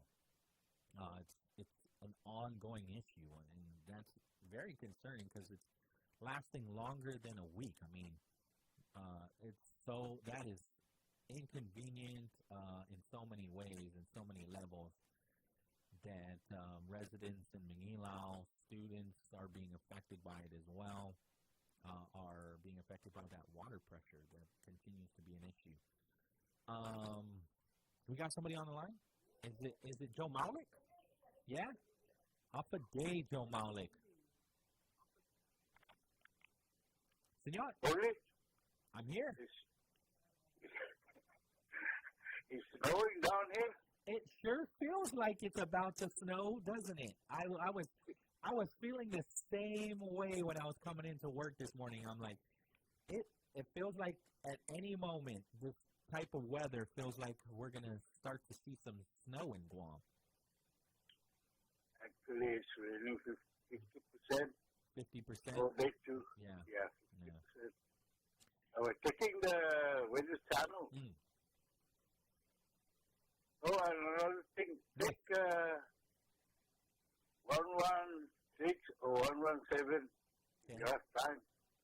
What's that? 116, 116 or 117, the survivors of World War II. You have a document. Okay. That's the channel. Yeah. That's a TV channel, 116 or one. I don't even have cable TV anymore. I'm just gonna be honest. Yeah. So on 116 and 117, there's a documentary on World War II survivors. Yeah. Okay. Most of those old people when they pass away. Yeah. I know a few of them. So it's a documentary in Guam. Yeah. Nice. Do you know the title? Yeah. Do you know the name of the title? Because maybe it's online. I think it's Peace on Guam. Peace on Guam. And also there's a Japanese that became a civilian. He stayed here on Guam and he was also interviewed. I believe Stephanie or something doing an interview. He was documented. This is regarding the Manengon. Oh, that's the governor's channel. The governor? 116, and the legislature's channel is 117. Docomo, right? I'm seeing something called War. I'm seeing something called War for Guam, and it's on the PBS Guam's YouTube channel. So if it's that, I definitely can watch it. The Guam Preservation Trust has produced it. And also those people that are interested, they can take on that channel to the watch. This is regarding Manengon. Sure. Okay. Right? This might be it. I just found it thanks to what you told me to. It's definitely about Guam. It's definitely Guam. Oh, there's a Naftan Memorial of in Molesu. I just saw that. It says memory to the Molesu residents who were massacred. I can't read the rest. By, and then it says the Japanese, probably Imperial Army, probably, but I can't read the rest. It looks like there's a memorial in memory of Molesu residents. I can't read out the rest, though. We can take the Manengon. Maybe it shows a little bit later on, Manengon. Okay, senor. Oh, yes. It does talk about Manengon. It does. Manengon is on this. When I fast forward it, this is it. It's called War for Guam, and it's on PBS Guam's YouTube channel. I just found it. Okay. Thanks, senor. Adios. Hasta. All right. Let's go back to. Let me see here. let's go back to what Joe Sanchez talked about yesterday during his presentation, GDOE's presentation on school maximization and realignment of attendance areas. And so the things that really caught my attention, he provided slides, right? The PowerPoint presentation, and in it they talk about a committee timeline. And so they had already, on Friday, December 6th, they've already basically the summary of options and final report, status report for initial schools to the superintendent. They've already, that report has already been submitted to the superintendent. Then the week of December 10th through the 13th, discussions with the superintendent were made, inclusion of other elementary and secondary schools, and then other schools included as discussed. We're now on week of December 16th through the 20th, and that's where they're doing these community updates and engagement. The week of December 23 to 27, so next week, they'll do the continuation of daily meetings to discuss additional elementary and secondary schools and generate draft options and recommendations and any additional community updates and engagement opportunities. And that's why they're talking about, the superintendent yesterday had said, Joe Sanchez said as well, that you can share your concerns or even your recommendations by emailing them at input@gdoe.net. Input@gdoe.net. So Friday, December 27th, that's when they'll report to the superintendent. Monday, December 30th, the superintendent will submit the report to the Guam Education Board. From January to February of 2025, they'll have deliberations with the board, and then sometime in February of 2025, decisions will be made by the Guam Education Board. And then March of 2025, the implementation of actions will be needed, basically announcing how they're going to move forward with maximization of schools, which means the possibility of decommissioning a school or two, transitioning students from one school to another. That all needs to be shared with the community by March 2025 for school year 2025-2026. And so when you look at this, again, the school that got brought up the most was Chief Brody Memorial Elementary School. There is a very good chance that those students will be moved to Juan M. Guerrero, and then they also said League One Elementary. So, and Joe Sanchez even says there's a difference of what happened before. So what happened before, because of the inspections, could not pass in time to open. They found that the entire population of Chief Brody School, Memorial School, could fit in Juan M. Guerrero, and they had more than enough classrooms to fit them. They didn't get integrated with Juan M. Guerrero students. They separated them. So the Chief Brody Elementary students stayed with Chief Brody Elementary students. They stayed with their teachers. They had their own principal. They had their own faculty in Juan M. Guerrero. Now, when they do this, if they do this, that won't be the case. They will be integrated in to Juan M. Guerrero. Some students will go to Juan M. Some students will go to League One. This is just their findings, right? And it looks like that is very much a possibility. Now, understanding that they are still going to be sensitive to what stakeholders say. They are going to be sensitive to the names of these schools and also the families of, like maybe there's somebody that, I don't know, I'm just going to throw it out. Family members of Agada Johnson.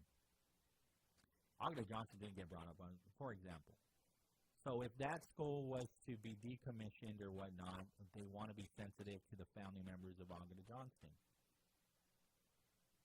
Shoot, if John F. Kennedy is going to get decommissioned, do you call up Robert F. Kennedy and just say, hey?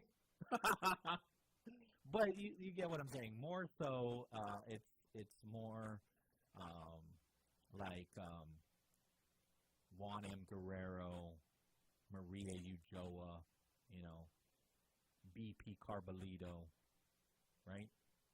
Just throwing out C.L. Titano, right? So those, but Chief Brody, again, is a U.S. Navy chief that is a hero that built Chief Brody Memorial with his bare hands, and he died doing it. Yeah. So there is a lot of history with him, a lot of sentimental value with him. So I don't know if there's family members living in Guam that are of U.S. Navy Chief Brody. But definitely that school is being talked about. And then also, Deputy Superintendent Joe Sanchez said that Tamuning, the municipal council, the planning council, has already sent a resolution stating that they would like a central middle school in their village, and they would like to have it at Chief Brody. So that's there. And then also the Guam Education Board has also on record stated that that should be the location for a middle school. So that definitely could be a possibility, and it doesn't need to, the name doesn't need to change, just middle school now. Eventually those students that might have went there for elementary will end up there anyways for middle school. Harry S. Truman got brought up, and Marshall Sablon. So it's more difficult for Harry S. Truman and Marshall Sablon to integrate. So there's talk of conversations of Harry S. Truman students going to Marshall Sablon. But when you take away the temporary facilities at Marshall Sablon, that student population at Harry S. Truman can't fit there, and vice versa. Because when they're looking at the facilities, they're looking at, well, can populations fit within another school? Can some of them go to Marshall Sablon and some go to another elementary, right? So what they don't want to do is they don't want to count these temporary buildings because of obvious reasons. What happens when there's a typhoon and these temporary buildings lose their roof? Because some of them still have the butler tin, right? So that's the worry of so many principals. So when you take them out of the equation, when you take out these temporary buildings out of the equation, then Harry S. Truman students can't fit in Marshall Sablon, and vice versa. So there's still a conversation of some could go to Marshall and then some could go where. That's where there's a challenge too, because where's the next elementary on that side of the island? Right? And so it's they're considering the transportation. They're considering the distance between another elementary school. And they're finding that it is a challenge. Joe Sanchez said, you know, you have to take that into consideration. Some people will say, nowhere in Guam is far. But for an elementary kid, if they live in Molesto and they have to go to in Alahan, that's still kind of a going around. Yeah. And you also have to consider children that have no transportation except the school bus.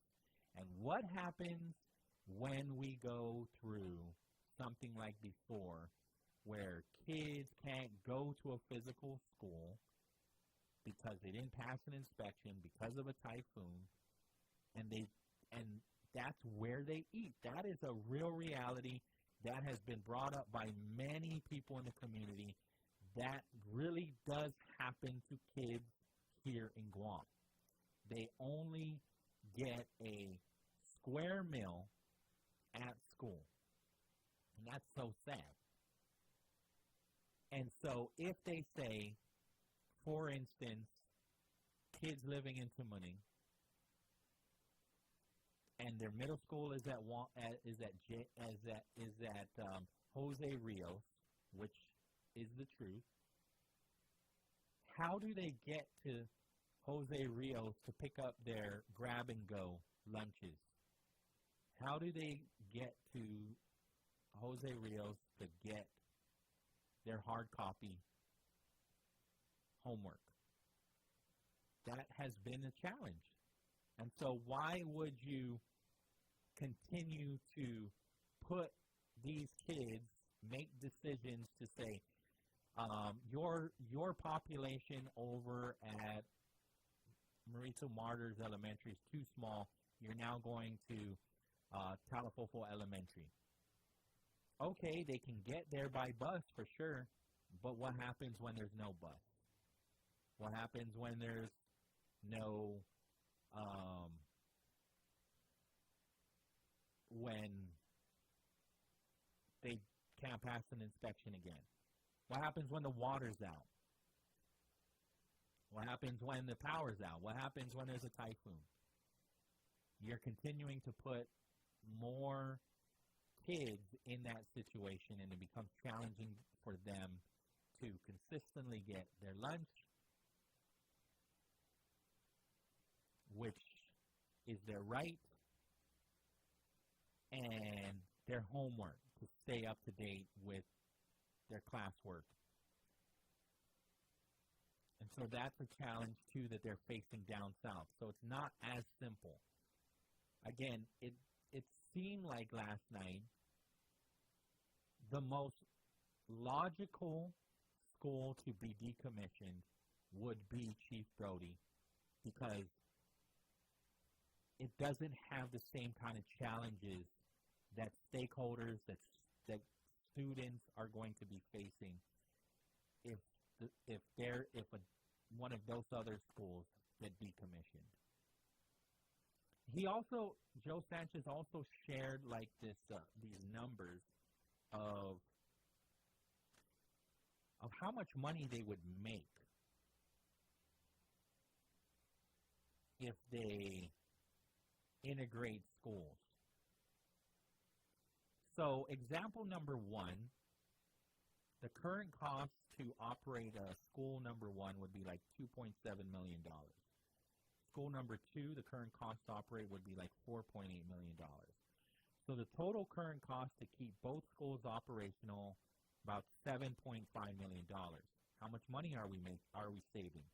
So the potential cost saving for the current cost to keep both schools operational would be about 7.5. The total cost to run the consolidated school is 5.3. And then they still want to keep the decommissioned school running. It'd be vacant, but it'd be running. So the fixed cost to run the decommissioned school would be about $200,000. So when you take all of those in consideration, the potential cost saving for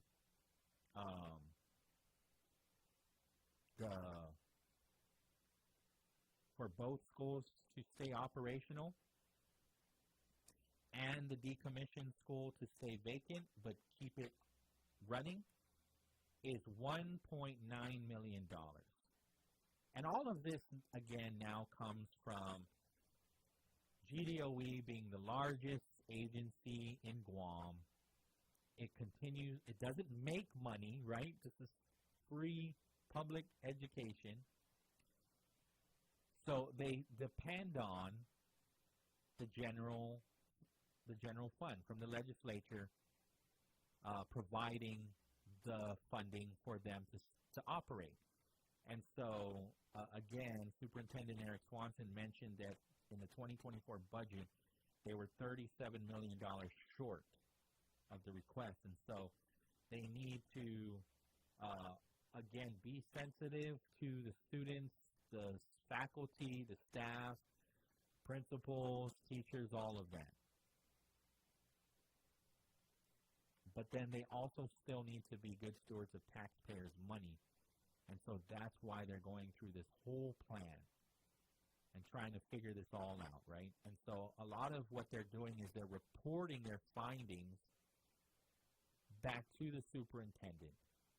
And even Maria Gutierrez, who is a member of the Guam Education Board, said last night it's very important that stakeholders provide input. Because when the board makes the decision to decommission one of these schools, integrate some of these students into a whole nother school, they're not going to go back on it. We cannot say, I didn't know. We cannot say, I have this concern. I have this issue that I want to bring up. Now is the time. Now is the time to bring it up. And you have time, but we don't have a lot of time because they are going to make a decision by March of 2025 for next school year. Next school year. So if your input is, that's not enough time, then put it in there. Go to input at gdoe.net. Input@gdoe.net. And you can share your concerns. The other one, 8:04 in the morning, KGUM-FM in Hagani, Guam. I'm just going to share this one other thought so we can shift to a whole nother subject here, another topic. Unless you want to stay on it, by all means you can. They brought up Simon Sanchez High School and John F. Kennedy High School. So they're double sessioning, right? So they are looking at, if not next third quarter, new calendar year, it's not likely that Simon Sanchez will no longer double session with JFK. It's more likely that they will double session for the next school year in August. It's more likely that they will separate. Will they still be double sessioning? It looks that way. They would be, the other options are Ukadu High School, because it's closer to Jigo, FDLG Middle School, which is in Jigo, which is adjacent to the original Simon Sanchez. There still is talk about a temporary building, but we have not gotten any word or any updates from FEMA, and if FEMA is going to help cover that cost, because we need FEMA to cover 90% of that cost. So there's some good news, and they're obviously addressing it, and they're obviously wanting to get JFK and Simon Sanchez understanding that those students are being overwhelmed. But for Simon Sanchez, the options still are double sessioning with JFK next school year, Ukadu High School, and FBLG. Because by that time, FBLG should have their campus refurbished, and those students should be back in their classrooms. All right, 8:06 in the morning. We'll take the break. Time for the CBS News, local news, and your last look right at traffic? Yeah, with Dice. All right here on Wave 105. This is CBS News on the Hour, sponsored by Progressive Insurance. I'm Tammy McCormick. The Fed cut a key interest rate by a quarter point today, but business reporter Jason Brooks tells us there's more to it than that. The central bank's updated quarterly forecast is even more conservative than anticipated, with the Fed now projecting just 2 quarter-point cuts in 2025, as opposed to the 4 projected in the previous forecast. The Supreme Court has decided to hear arguments about the federal law that would ban TikTok in the U.S. if its Chinese parent company doesn't sell it. Tech contributor Ian Scher. The central question here is about the U.S. government's power. Can government officials, either lawmakers or the president, decide whether or not a social media app should be banned from the country? TikTok is saying that this is a First Amendment issue and that by removing access to its social network, the U.S. government is effectively shutting down an avenue of free speech. The House Ethics Committee has now decided it will release its report on Matt Gaetz, Donald Trump's pick for Attorney General. Analyst Larry Sabatosi says even Republican senators favor its release. Gaetz has already hinted at what's in the report because, of course, Gaetz himself knows what's in the report, even though it hasn't been released yet. The statement that Gaetz released indicated that he had had a very wild life. He had played very hard through his 30s, and we'll see what the specific charges are, but it's not going to put him in a good light. He's already said that himself. Gaetz has resigned from the nomination. The Senate has passed a massive defense bill. Reporter Christopher Cruz has a look at what's in it. The legislation increases pay for junior enlisted troops by 14.5%, boosts overall military spending by 1% to $895 billion, and aims to counter China's growing power by investing in new military technologies. Lawmakers have approved a plan to keep the government running through mid-March, but it has a lot of opposition, and one of the critics is Elon Musk. Correspondent Nicole Killian is on Capitol Hill. Elon Musk, the president-elect's cost-cutting czar, if you will, the head of the DOGE Commission, or soon-to-be DOGE Commission, saying that this bill should not pass, that it's full of pork, but at the same time, Speaker Johnson did respond to that in an interview, saying he didn't feel that post was directed at him, and he still feels relatively confident that he'll be able to get this through. There may be a ceasefire deal in Gaza. Israel's ambassador to the UN. Negotiations on a hostage deal are ongoing. We hope we can achieve a deal. The CIA director is in Qatar for the talk. The Dow is off more than 1,000 points. This is CBS News. Progressive Insurance. What do your home and auto have in common? They're yours, and Progressive protects them both. Bundle today at Progressive.com. If you have unfiled taxes or are in debt to the IRS, this is important news. Did you know the IRS has programs specifically designed to help people struggling with tax debt? Powerful tax assistance programs that can save you thousands if you qualify. No one knows these programs better than the experts at Optima Tax Relief, America's most trusted tax resolution firm, A-rated by the Better Business Bureau. Their award-winning team of tax attorneys and licensed professionals have resolved over $1 billion of tax debt for their clients. One call to Optima can start the process, helping to end your worries about wage garnishment, asset seizure, and other IRS actions. Make sure you're getting the best options to solve your tax problems. Call the experts at Optima today for a free confidential consultation. Call 800-343-6460. 800-343-6460. 800-343-6460. Optima Tax Relief. Some restrictions apply. For complete details, please visit OptimaTaxRelief.com. The holiday season, sweet treats can set off alarm bells about weight gain for some people. Dietitians say too often people take extreme steps to compensate for overeating. CBS's Bradley Blackburn reports. A new national survey finds nearly 40% of Americans are worried about how much they eat over the holidays. People were worried about gaining weight. Registered dietitian Sarah Ream is with Orlando Health, the organization that conducted the survey. 25% of respondents thought they should skip meals to save calories before a big holiday gathering, and a third endorsed a detox after the holidays. Ream says that's misguided or even dangerous. There's only 1 week left to shop for Christmas. For those who didn't know, some Americans are ready, some haven't even started their shopping. Procrastination affects many when it comes to filing taxes and studying. 75% of college students say they procrastinate. I'm Cammie McCormick, CBS News. Did you know your life insurance is an asset you can sell? I'm Jay Jackson, CEO of Abacus Life.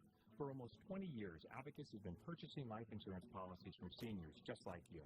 And at AbacusPays.com, we've created a free policy value calculator so you can find out the worth of your policy in just seconds. There are no fees and no obligations. Get real value from your life insurance when you need it with Abacus. Learn more at AbacusPays.com. Hi, everyone. If you or someone you know were diagnosed with lung cancer or mesothelioma, listen up, because you could be entitled to significant compensation. We have legal professionals standing by right now to take your call, and they'll tell you if you qualify for a cash settlement. Call 800-570-0200. That's 800-570-0200. Call now and find out how much money you could potentially get. Advertisement sponsored by Legal Help Center, may not be available in all states. Chili's wants to help you celebrate this holiday season with a gift for everyone. Purchase a $50 gift card at Chili's and receive a $10 coupon for yourself. Give a gift, get a gift. At Chili's, great value and memories happy year. Happy holidays from 105 FM. Stay tuned and when prompted, be the first to answer our stocking stuffer trivia question. And you can keep stocking. Best part is you can take home whatever's inside it too. Stay tuned and win big this holiday season. Your Wave 105 stocking stuffer is brought to you by Burger King, Rote Hotel, TGI Fridays, the Guam Reef Hotel, KFC, the Regal Royal Laguna Guam Resort, Michael and Petras, and the station bringing you the holiday sound of Guam, Wave 105 FM. Merry Christmas! Subway is serving up a hot one for a limited time, the all-new Ghost Pepper Bread. Subway spiciest bread ever turns up the heat on a 6-inch or footlong. Put the fiery flavor to the test on 3 all-new sandwiches. Number 34, the Spicy Nacho Stick. Dare you to face the heat head-on with shrimp steak, smothered in cheddar cheese sauce, jalapenos, and creamy sriracha sauce. Crank up the heat with number 24, the Fiery Meatball. Or set the cake to blaze with number 22, the Spicy Nacho Chicken. Then cool down with a double chocolate peppermint footlong cookie. Here for the holidays only. At Subway, we got a refresh to be fresh. Company Guam, good morning and welcome back. It's Mornings with Patty on the Wave 105 FM. 8:14 in the morning is your time check, and it's proudly brought to you by Wendy's. 2 for $4 breakfast deals are back, and you can choose from the sausage biscuit or sausage and cheese English muffin, small seasoned potatoes, and a medium hot coffee. Pick 2, it's only $4. Choose wisely. Choose Wendy's. 2 for $4 breakfast deals today. Also, patch tinting and detailing. Happy holidays, Guam. Gift certificates are now available for the perfect present, and you can visit us today and spread the holiday cheer. Come in and make your holidays a lot brighter with patch tinting and detailing. Give us a call at 647-SLAM. Your local headlines with Skylar Obispo of the Marianas Business Journal and the Guam Business Magazine, and it's brought to you by McDonald's. I'm loving it. Buenos and Hafa Day. My name is Skylar Obispo. Here's the latest from the Marianas Business Journal. A 27-year-old was arrested Tuesday morning for assaulting a police officer and resisting arrest. According to a magistrate's complaint issued by the Judiciary of Guam, officers from the Guam Police Department received a call about a suspicious person walking along Vernacle Road in Asan around 6:49 a.m. on December 17th. When officers arrived, they observed an individual matching the description made during the call, who was later identified as Julian J. Ibanez Agigi Jr. Officers informed Agigi of their presence, and when they requested a check on his name, Agigi told the officers to take him in, as he had a federal warrant issued for him. While speaking with police, Agigi repeatedly put his hands in his pockets and under his shirt. Officers told him to remove his hands from his pockets, at which Agigi attempted to headbutt one of the officers. A struggle ensued between Agigi and the responding officers, with Agigi swinging his arms and kicking the officers. He was eventually arrested and detained at 7:12 a.m. Agigi is formally charged with assault on a peace officer and resisting arrest. In more news, the Guam Council on the Arts and Humanities Agency is inviting students between the grades of 9th through 12th to join the annual Poetry Out Loud program. The POL program is a national education initiative by the National Endowment for the Arts that allows students to explore poetry through memorization and performance. Hafa states that the winner from Guam will represent the island and compete with 54 other states and territory winners at the National Poetry Out Loud Finals, which will take place in May in Washington, D.C. The deadline for schools to register for the program is December 21st. Reporting from the Marianas Business Journal, the Wave 105, and Power 98, I'm Skylar Obispo.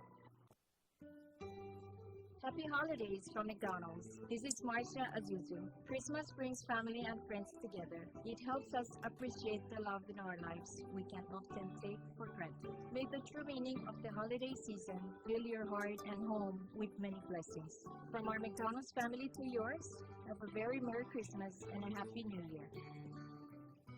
The views and opinions expressed in this show are that of the show host, guests, and callers. They do not necessarily reflect the views and opinions of the staff and management of Wave 105 FM, Glimpses Media, or any of our partners. As we strive to provide quality, respectful, and engaging content, we welcome you to participate in the conversation. Thank you for tuning in to Wave 105 FM, the sound of Guam. Enjoy the show. Nothing but the best.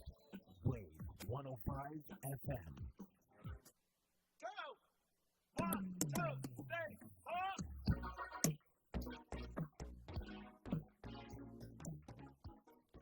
Welcome back. Mornings with Patti. My name is Pauly Suba, filling in for Patti Arroyo, rolling with dice. Quick, what's Steve saying on YouTube before it gets deleted? Right. All right, real quick. Good morning, Guam. Since Gura can build a hospital, it is now time to build the headquarters for the Guam Police Department.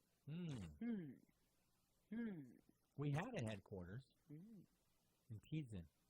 It was one of the military buildings. Okay. Yeah. But then, it wasn't structurally sound, I guess, and they had to remove it. Or maybe they needed it to build houses on it. Okay.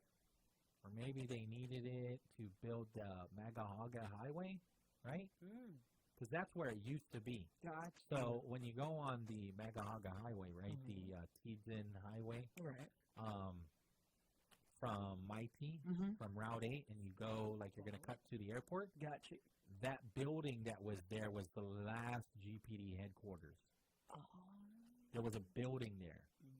And obviously it's gone now. They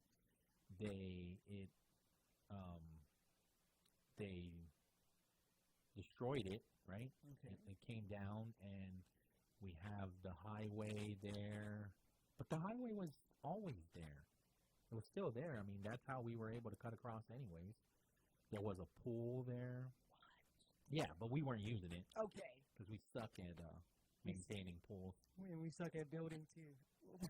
He said, go, cat building. What did he say? What was he talking about? We suck at building? We suck. We suck at building. Yeah. I mean, it's not just this administration. It's the truth. It's weather conditions too. Like, we just got to be honest. Our weather conditions. I mean, look at the post office over at the U.S. Post Office over on Route 16. I mean, that definitely needs a paint job too. By the way, did you hear Trump wants to privatize the U.S. Postal Service? Is that right? Yeah. Okay. I don't know how I feel about that. I'm okay with it as long as we keep, because what we did with the U.S. Postal Service, we told them we put a cap on how much they can charge us. Okay. To send out, packages. Yeah. So, I'm okay with it as long as we keep that's a service. I feel like that is a service that is so necessary. Yeah, dude. Yeah, I don't want to pay more. No. Little hidden fees and charges. Yeah. We don't like those. No. We don't like those little hidden fees. Somebody's on the line? No, they'll call back. All right, so speaking of GDOE, there's an oversight hearing. It just came through. earlier on, late in the 7 o'clock hour. This is from Senator Chris Barnett. So there's going to be an oversight hearing on GDOE on December 27th from 2 p.m. to 6 p.m., December 27th. So right before the end of the year, there's going to be an oversight hearing on GDOE, and they're going to be discussing the teacher and SPED age shortage status, the AC vendor status, the grass cutting contract status, refurbishment contract status, Smarter Balance Assessment status, Southern High School gym and sports fields, the survey textbook and equipment status, public health sanitary permit inspection compliance, management audit status, interscholastic sports status, audit compliance, auditor pay adjustment, Simon Sanchez High School construction, Simon Sanchez High School and John F. Kennedy High School double session, and school maximization update. So that is on the agenda, again, for December 27th at 2 p.m. Is it the superintendent? Yes, sir. Awesome. Yes, sir. Dr. Eric Swanson's on the line. How's the day, sir? Good morning. How we doing? I'm doing well. We kind of went over what you guys were sharing last night. Are you calling because I got it all wrong? No, I called because I caught just the end of it right before the break. Okay. I was on a conference call to the East Coast from 7 to 8, and I was leaving the house, and I'm like, okay. How am I being taken advantage? I need to know that. Yeah. So I was sharing about the maximization session yesterday. Joe Sanchez pretty much took the lead, but you were sharing earlier on, you know, the reasons for why you got to do all of this, and then also being sensitive to the stakeholders. You guys threw in the email address, input@gdoe.net. It's very important that stakeholders share their concerns there. But then I also brought up, like, we don't have an update yet on FEMA on that temporary building. Is that what you caught? Well, there's talk about it to a point. Okay. We have gotten probably some clarity from FEMA of what they'll support, what they won't. Okay. So this is all interlaced with the work and that's going on in terms of the procurement for the construction of the new Simon Sanchez. Okay. So right now my concern is they will support a temporary facility once we get the final bid on what it will cost, and then they can examine it. So the secret to that is going to be where we can physically place the facility. So that, and the plan I had has been impacted a little bit because the way that I think that the proposal for building a new school will be packaged is that it will take the entire geographic site for the Simon Sanchez, the existing building and the space for the new one, all at once, so they can do demolition and construction at the same time. So that's how I anticipated, and one of the things that we were looking at doing is using the parking lot of the old facility as the space to place temporary classrooms. That was one of the options. I'm losing you. Corporation on a temporary basis, and we still have to, if we're going to do that, we have to get some legislation through that will allow us to do that. So that would be right at the beginning of the new session. We can get it done to the floor. So there's a lot of moving parts in this. Yeah. And the speculation about double sessioning at FELG is an option. But if I can get the kids into their facility without a double session, regardless of where it is, that's my preference. Mm-hmm. But we're still out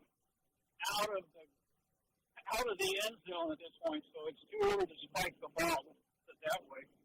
Got it. I know Joe Sanchez had mentioned even Ukadu High School is also the part of the conversation to have Simon Sanchez double session there too. That's also part of consideration. And that is a possibility, and we're going to take a very close look at that. But we've had these double sessions going on for quite a while in two different communities. Yeah. And we want to get away from it as far as we can, but at this point, we're looking at all of those options. I still have to make sure, though, that whatever the situation is right now and I've already told the JFK community, we're going to decouple Simon Sanchez and JFK. If we have to do double sessions, we'll at least do it in the village where the kids live instead of having to commute to do it. Okay, so what you're saying is double sessioning between JFK and Simon Sanchez is no longer going to be an option come school year 25-26. We can take that off the table? That's what I'm intimating at this point, unless some other outside force changes my agenda. Okay, got it. So I understand the impact on both student bodies. The preferred way is to get everybody in their own space. Yeah. Yes. And there's still have a lot of hurdles to get over before I can nail down exactly what that looks like. And what about the Tumon Mall? Is that clearly out of the question? That's out of the question. Out of the question. Amy's concerned, yeah. They said no. Okay, got it. And so what about the temporary facility, right? Because you want to get the final cost, and then FEMA will certainly help pay for that. It's still 90% that they're going to pay for, right? Right. That's what's in the language right now is a 90% refund or offset, I suppose. Okay. And return because they made a determination a while back. Right. And so it's now December. Is this a realistic timeline that we can get a temporary facility shipped out to Guam, set up with power and water, and have all of those amenities ready for school year 25-26, which is August?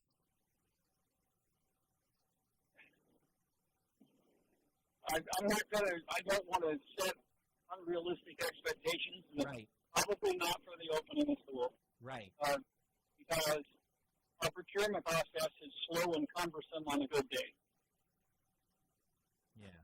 I mean, if the package that we put together is absolutely perfect, the legal reviews that have to happen are timely. And we had a number of major projects that we were going to fund with ARP and never made it out to the governor on time to meet the deadline. Understood. So, some did, some didn't. I got it. And then, a lot of the conversation revolved around Chief Brody Elementary School, and now I'm finding out that the municipal council has sent a resolution to the board stating that they want a middle school built, and preferably at Chief Brody. I know those conversations have always been happening for quite some time.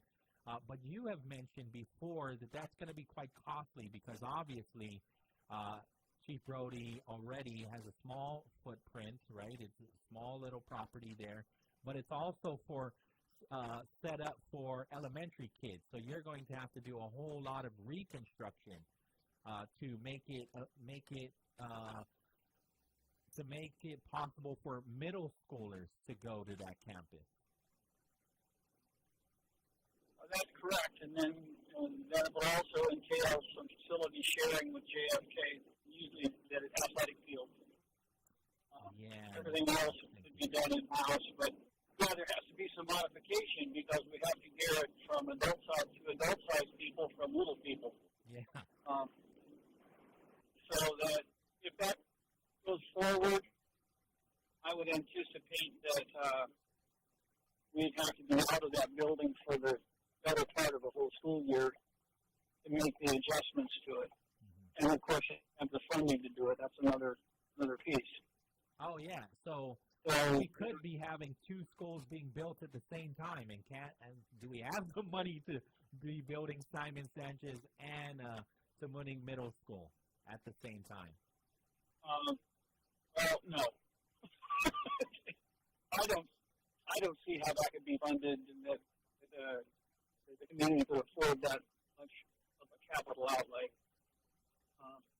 First, we've got to get Simon Sanchez off the starting blocks and in motion. But capital construction is expensive, and because of the military buildup, it's got even more expensive. That's a real challenge. And for the legislature, for the governor, regardless of who the people in those positions are, those are tough things to have to prioritize. Yeah. I'm being real cautious about what we put out, because I don't want to get a false set of expectations and that doesn't happen, and people are disappointed and upset, and that just gets in the way of working on what we can accomplish. So understood. That's why I'm kind of holding back, is because I don't have reliable information. I can say, yeah, this is how it's going to happen. Because when I say that, I want it to actually be what happens. Understood. Understood. And I appreciate the meetings, especially the one that started back up, right? Phase 2, yesterday, today, and tomorrow. They're happening later tonight at 6 p.m. for coders. I really encourage people to, if they're interested, to step in and be a part of the discussion, because we had some really good questions come up, and we've had some excellent suggestions on how to solve specific issues in certain areas. The conversation tonight is basically around the central part of the island, so it's the whole Turon, Tamuning, and into that part of our system. But even if you're in another part of the island, and tonight's the only chance you have, then jump on. It's either on our Facebook page or on Zoom, either one. Because we're connecting the Zoom call live to Facebook, so you can get in either of our venues. Understood. I just saw a release from Senator Chris Barnett, and he scheduled a oversight hearing on December 27th. You're obviously aware of this, right? Sure, yeah. I know that's coming. Okay. And I see the agenda here. Yeah. I see the agenda here, and so we're going to be getting more updates about all of that. But I appreciate the time. Is there anything I might have missed that you want to get out there for the community to hear? Yes. Just first of all, encourage people to use the feedback sessions that are available this week, and also to use the email link to get more information if folks want to feel more comfortable with using email. We want the input from the community. It's all going to be considered, and we have to weigh options and make the best decisions we can going forward, and as well as closing out the year working with the current legislature, but also setting up our environment so that we can work well with the incoming body. This takes a whole island effort. We're talking about educating 24,000 kids. That's a lot of people and a lot of resources that have to be committed to that. And I appreciate the support from the community and also the openness that folks have approached some of these sensitive issues with. So, we can be respectful of those positions. Yeah, I also... So now you bring more credible, and I feel good about that part. There you go. I appreciate it. I only got the information right from you guys, though, so I appreciate you sharing the information. I appreciate Joe Sanchez, your deputy superintendent, your team, Dr. Bobby, so So I appreciate that you guys are on this, and then also having these kinds of meetings for our stakeholders, for our residents of Guam to get involved. I noticed that Senator-elect was there, so I kind of wanted to get your take on how that's all working out. He seems wanting to be very involved in all of this. He definitely was there last night. Well, that's right, and we haven't had a chance to actually sit down and talk about this one-on-one yet, but I know that'll come since our schedules have been disconnected because we're both kind of busy at the moment. But we're working with the Education Committee and the larger body of the legislature is a critical piece of what we do. So it's always a whole island effort because, I was in a meeting with state superintendents across the nation today, and I'm hearing the same things from them. It's just a bigger scale, the things that challenge them. So we're working on the same problem. It's an all-island effort for us, and that helps, and that is that it's a closer community and we know each other better, and we can sit down and solve problems rather than get even further polarized like going on in some of the states. Understood. I like the way you framed that. I appreciate this, Superintendent. Thank you so much for the time. Thanks for calling in and being part of the conversation. I appreciate this. Yeah, well, I just wanted to be sure I didn't miss something. We got it. Tonight, again, 6 p.m. for the stakeholders, right? I know you're going to be meeting with the faculty and the staff and the principals of the region in the central part. But, yeah, I got a lot of good information. So, like you had mentioned, we encourage everybody to log in. If you have the Zoom link, you can always go to Guam Department of Education's Facebook page as well and watch it. Last night's is still sitting there, so you can watch last night's as well. So a lot of good information was provided at these meetings. So appreciate it, Superintendent. Okay, thanks a lot. Take care. Anytime. Absolutely. Adios. Right on. Okay. There you go. There we go. Yeah. input@gdoe.net. Okay. Is where you would go, share your concerns, the issues. Again, it's better to watch one of these things too, so you can kind of see where they're projected to go.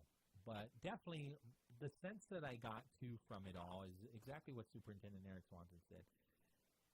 They're not making these decisions. Nothing is set in stone. They are definitely having deep conversations with faculty, with staff, with parents, with parent-teacher organizations, with principals, and data collecting. It's all data collecting right now, right? And they even moved the date to where where the board has to act on the data that is provided to them from the superintendent, right? So it's March now of 2025. So it sounds and it seems, and I can totally understand where there might be a few stakeholders that are saying this is just moving too fast still. Share that it might be, but again, there's a lot happening, and where are we getting the money to make all of these things happen? And they are definitely aware of the concerns of the community, like transportation, distance from one school or another, population-wise, and all of that. And you can get that information again tonight at 6 p.m. Okay, 8:40 in the morning. I reached out to Senator Roy Canasta because I wanted to give all the senators that are retiring, I don't know, what's the best way? I want to be respectful, right, to the senators that aren't moving on to the 38th Guam legislature, right, for whatever reason. So I reached out to them. I know Senator Amanda Shelton is still off island, so I know we're not going to get her on. I reached out to Senator Roy Canessa. He should be here at 9. He confirmed that he will be. Senator Joanne Brown will be here tomorrow. Oh, no, she's calling in. Okay. Tomorrow at 8 a.m. Okay.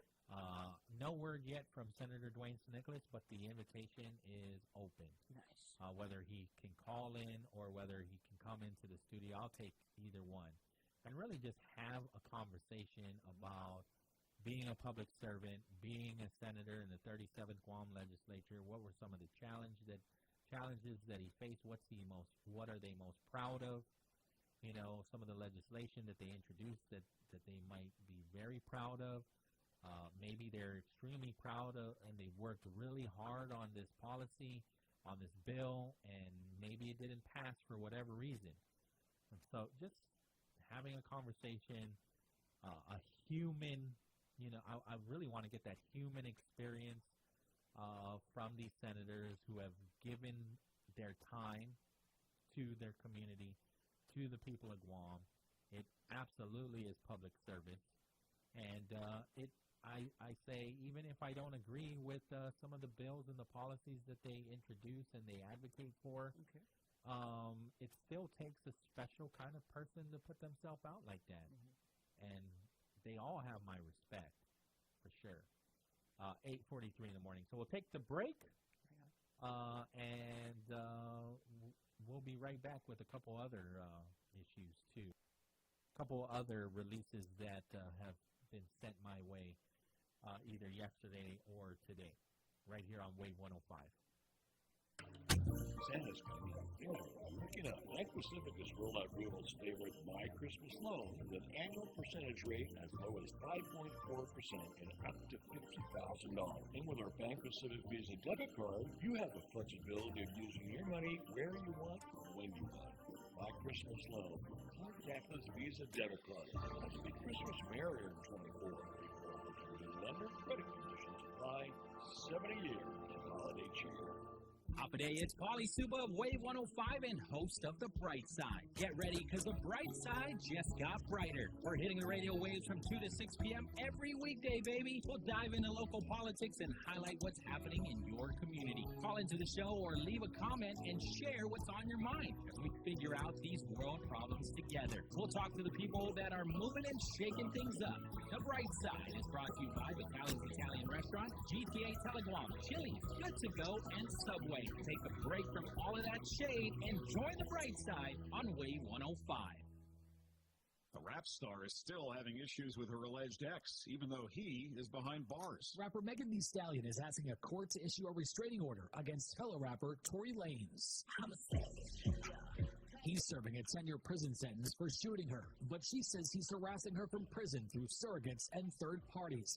The filing says bloggers acting on Lane's behalf continue to cast doubt on her allegations, making false claims including that the gun and bullet fragments in the case are missing. He received his prison sentence in 2022. Matt Piper, CBS News. A huge merger may be in the works in the auto industry. Japan's Nikkei reports Honda and Nissan are getting ready to start talks. Neither automaker is confirming the report, but they are reiterating their previous pledges to cooperate together. They agreed earlier this year to collaborate on electric vehicle batteries and software. A Honda-Nissan merger will create a strong rival to Toyota. Michael Wallace, CBS News. Wesley is a truck driver. I drive a truck, and I love what I do. A truck driver with IRS troubles. They told me I owed them $43,000. It got really bad. Quite a few letters in the mail. They were talking about wage garnishment, coming after my house, my car. Yeah, they don't play around. I seriously thought that I was going to lose everything. One sleepless night, Wesley finally made a call to Optima Tax Relief at 2 a.m. Kind of figured I'd get a machine, but I didn't. I actually got to talk to an actual person in the middle of the night. He found just what he was looking for. Oh, they were great people. You need a team of people that know what they're doing. Optima Tax, they know what they're doing. Optima Tax Relief came through with flying colors. I saved an incredible amount of money. Happy don't even come close. I was absolutely overjoyed. Take Wesley's advice. If you're in any kind of trouble with the IRS, call Optima Tax Relief. Don't trust anybody else. Call Optima for a free consultation. Call 800-343-6460. 800-343-6460. 800-343-6460. Some restrictions apply. For complete details, please visit OptimaTaxRelief.com. Hafa, this is Melvin Wampat Borja. I'm the Executive Director from the Commission on Decolonization, and I'd like to invite you to join us every Wednesday from 10 a.m. to noon for Challenge the Status Quo, where we will explore conversations around decolonization, political self-determination, and Guam's political status on Wave 105.1 FM. Happy holidays from Wave 105 FM. Stay tuned, and when prompted, be the first to answer our stocking stuffer trivia question. And you get to stocking. Best part is you get to take home whatever's inside it, too. Stay tuned and win big this holiday season. Your Wave 105 stocking stuffers are brought to you by Burger King, Lotte Hotel, TGI Fridays, the Guam Reef Hotel, KFC, the Riga Royal Laguna Guam Resort, Manang Picas, and the station bringing you the holiday sound of Guam, Wave 105 FM. Merry Christmas! One pill can kill. Fake pills often contain fentanyl. It only takes 2 milligrams of fentanyl equivalent to a few grains of salt to be lethal. Fake pills are often sold on social media platforms, making them available to anyone with a smartphone. Talk early and often to youth about the dangers of misusing prescription drugs and the lethal dangers of counterfeit drugs laced with fentanyl. Stay informed, stay safe. One pill can kill. This public service announcement is brought to you by the radio stations of Glimpses Media Group, Wave 105 FM, and Power 98. Eat fresh in just a few clicks. Order online at SubwayPacific.com for pickup at your convenience or delivery right to your doorstep. Online ordering at SubwayPacific.com is powered by Good to Go. We deliver. At Subway, you gotta refresh to be fresh. It just works. Wave 105 FM.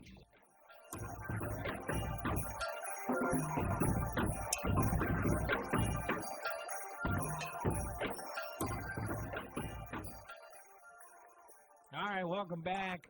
Mornings with Patti. My name is Pauly Suba, filling in, rolling with dice. Good morning. I saw this. I meant to talk about it yesterday. All right. But What you got? I keep forgetting about it. But I saw this release from GVB. Okay. Well, no, it's an op-ed. It's a letter on the Post back in December 15, which is just a few days ago, right? From the acting CEO, Jerry Paris. And so he shared about there's a traveling couple from the Czech Republic who reached out to GVB for help when they were visiting Guam. Apparently, burglars had shattered their window on their rental car at a Asin Bay overlook. And then the thieves made off with their passports, cash, credit cards, purse, wallets, digital camera, even the key to their personal vehicle in Europe. So it says here, thanks to GVB's visitor safety officers, suspects have been identified and are under investigation with GPD. And so, although the couple refused cash from GVB's own pockets, right? I think because when they went to them, they wanted to, they wanted to help them. Like, it's one of those things too where a friend of yours says, they lost all of this, and you feel bad for them, or even a complete stranger. This absolutely was a complete stranger. And they're like, oh, well, let me see what I got, because that's terrible. So they refused that money. They accepted restaurant and gift certificates and complimentary accommodations, right? During their 4 days, they were basically stranded in Guam. And so GVB then paid for the additional night at a Tumon hotel, while the GVB senior marketing manager, Nicole Beneventi, worked with the Embassy of the Czech Republic in Seoul, Korea, and the Consulate General of the Czech Republic in Los Angeles to see what could be done to get them home safely and soon. And so the Czech Consulate General in L.A. Flew the couple there, or sent the couple new passports to Guam so that they can get back to their country. And so what do you think would happen when they get home? Right? They would probably share this with all of their friends and family, and others on social media, and say, don't come to Guam. Look at this. Look at what happened to us. Right. So, let's see here. It says here, even though they lost the camera when their car was broken into, the husband is a photographer and was somehow able to retain several of his pictures from their trip. They harbored no ill feelings toward the people of Guam and were also touched by the kindness of those who were able to help. So much so, they told GVB that they planned only to share their positive experiences with others when they returned home. So you might say we dodged a social media bomb from Czechia. Any couple with less humility could easily have kicked up a contagious fuss across the chatosphere and caused other historical adventurers to lose their appetite for Guam. And who could blame them, right? So Perez shares a couple of hard truths. GVB is constantly on the lookout for cost-effective ways of diversifying our source markets. Limited budgeting constraints constrains us to invest most of our marketing dollars into reaching travelers from East Asia. We work hard every year to develop compelling cases to justify the investment of enough money to cover basic outlays in all divisions when presenting the Bureau's budget request to the Guam legislature.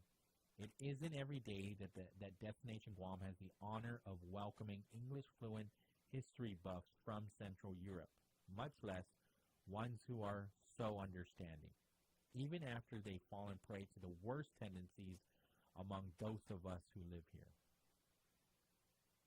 It says here, in January of this year, 2 residents were identified as suspects in an alleged theft homicide. We remember this against a visiting South Korean couple who were walking back to their hotel room on a poorly lit stretch of Salvatores Road near Gun Beach in Tumon. And we remember that because detectives were able to use surveillance videos with the assistance of 20 businesses, more than the suspect shooter was found, and then we know that the suspected shooter did take their own life when police officers were closing in on them in his vehicle. The suspected getaway driver was remanded to custody pending trial. So looking ahead, Paris says, some reading this may say that our Czech guests should never have left their valuables in their rental vehicle in the first place. However, victim blaming is never the answer when it comes to unfortunate situations like this. I agree. With that said, of course, I want to be more aware. Be aware of your surroundings, right? Especially during this time. When you're Christmas shopping, be aware. Even if you put your gifts in the trunk, like, people are watching you. So, look around before you put it in your trunk and then walk back into the store. Does that, people do that. That's smart. I've done that a number of times where I will, I don't want to hold this anymore. Right. But I'm not done shopping. Yeah. So, go back to the car, put it in my trunk, and go back in. Well, if I'm not paying attention to my surroundings, somebody might have just saw me do that and walk off, and then in their mind they're like, I got at least 20 more minutes, and people will take it whether you lock your door or not. They want your stuff, they're gonna find it. They're gonna find a way. Break the glass, jimmy the door handle, right? Open the trunk, take your stuff, and go. But even when I say that, victim blaming no matter what, because that's like, listen, why are we going, like, I get it. And you'll hear people say, why didn't you lock the door? Yeah. I'm my worst critic. I'm mad at myself too. But so we condone that type of behavior? No, what's done is done. They should have never got into my car. That's the wrong person. That's the person that we should all be mad at. And it doesn't help the situation either, right? Like that can even be the worst. And I'm sure some people are thinking it in their mind. But when a police officer comes up to investigate a burglary or breaking into your car, and the first thing out of their mouth says, "Did you remember to lock the door?" Like, I now no longer care for you. Oh, I'm like, yeah, I also am upset with myself, officer. So,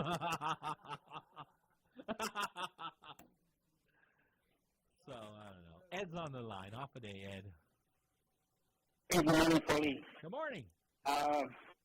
I was listening to that story about this, was it Korean or Japanese? So which that had that, or that somebody, I guess, stealing their valuables in their car? So the recent one is a Czech Republic couple. Oh. Czech Republic, yeah. Okay, well, it's just going to bring me back. I believe it's last year when this thing happened. I'm trying to recall, okay? Yeah, for sure. Go for it. Getting near 70, so everything is loose now. So. No worries. Anyway, I believe it's somewhere early last year, like maybe April. I remember that because we just came from the hospital. My mother-in-law was very sick, so at the same time when we were getting ready to leave, we didn't want to stop by on the way home, so we just went down to Subway and got something to eat, and, you want to eat it right away, so we just went out and made the first stop, which is, I believe, is La Portafugan right next to the government house. Yes. Yeah. Anyway, we parked there, and as we were eating, I saw a car that came in, and earlier, let me just go back. Yeah, for sure. There was this car parked there where it's in our vision, right? I would say maybe 100 feet away. So I noticed this guy came out when he came in, and he kind of parked next to it, and then he got out and he went towards our car and we were eating, and I don't know whether he knew that I don't think he knew that there were somebody, so he's kind of scoping the area. So anyway, as he got near, right, I looked and I said to my wife, "Babe, you got to keep an eye on this guy because he looks suspicious, right?"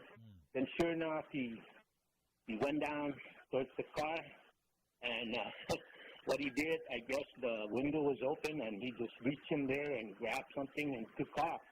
And it was too late for me to even get a license plate. Right. But anyway, shortly after that, I started honking the horn, and then I guess the owner of that vehicle, which is Korean, there's about maybe five of them, and they were coming out. And when they looked into the car, they noticed that their valuables have been stolen, and to include, I guess, their airplane tickets and their ID. Yeah. So I went over there and I started talking to them, and I told them that I saw what happened. I just can't. I don't know who the guy is. I recognize the car, so I said, follow me. And I took them to the Sinahanya precinct. And when I went into the Sinahanya precinct, mind you, this is just like maybe 5-10 minutes after it happened. I got the description of the car. not necessarily the make, but I was like 50-50. It was a Toyota, but the obvious with that car is it was using a donut, and that donut tire has a beige color, on the front left. So I was trying to talk to this officer, and he goes, okay, let me get somebody to talk to you. And I said, is there any way you can get on the radio and alert somebody out there? Because this guy is probably heading to where he can look into the purse and whatnot. Yeah. And he goes, oh, sir, I told you, I said, you need to wait. And I said, man, we don't have time to wait. So I was kind of pissed off and all that. And, these are young cops. There were like two of them. One of them is on the side eating and like, could you drop what you're doing and, get on the radio? But anyway, that didn't happen. And I'm going to let you finish your story. I'm going to let you finish your story, Ed. I just got to say, we are KGUM FM in Hagatna, Guam. Okay, Ed, finish your story. Thank you. Anyway, this police officer came in and he kind of was listening to the conversation, and I was so frustrated and, did everything. The people that these Koreans came in, gave their name and all that, and I'm like, I swear we could find these people if we just act on it, time is everything. So anyway, as I was walking out, this police officer was outside waiting for me, and he said, I kind of basically heard what you said. He goes, can you, he talked to me, and I gave him more information. And he goes, okay. And he left, and he went to check on you. And I would like to say a few days, maybe two days after that, this police officer called me, and he goes, we retrieved the wallet. So we're trying to send it back to, the address. Yeah. And, I was saying, man, those are the kind of people that we need. And they were in there. This person is a retired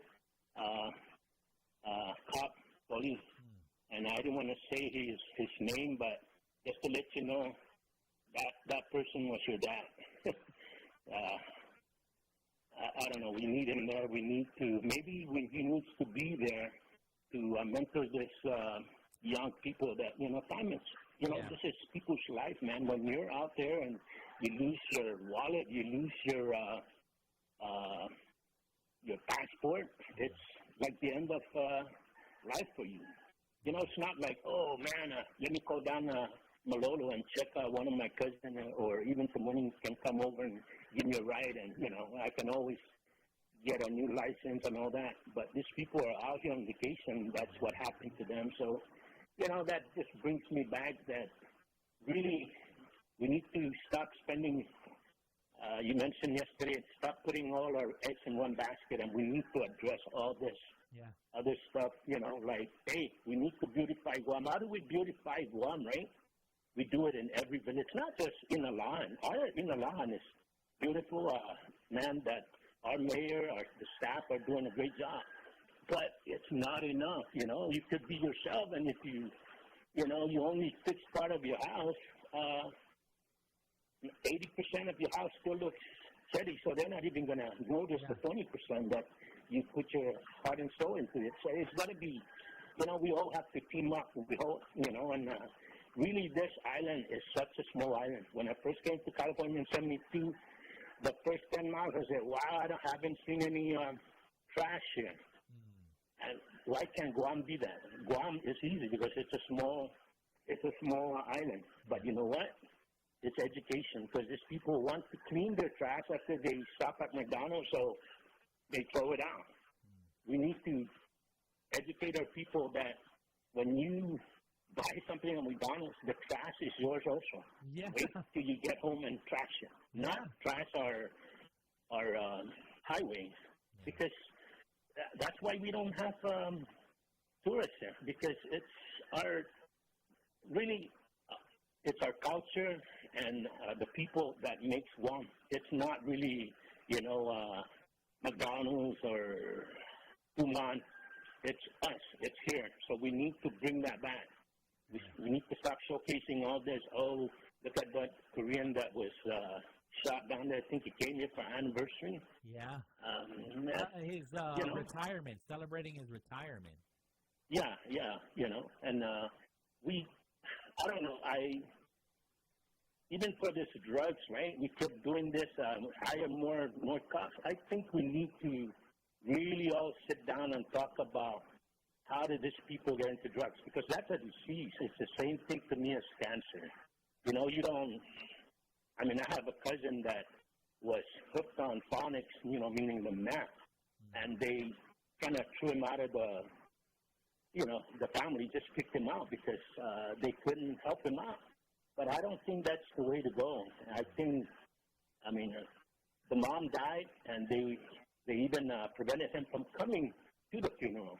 And that was an opportunity for me that they missed, that they could have used that. Although the mom passed away, they should have used that opportunity for him to come back, and hopefully he wakes up and smell the coffee or smell the funeral flower aroma and said, man, my mom is dead, but I need to get back to who I used to be. This guy used to be, my cousin used to be a good mechanic, but he lost it once he got hooked on phonics. So it's December, and we just all need to love each other and help each other, and let's pray, man, because we're all here temporarily, and we don't know when we're going to be called.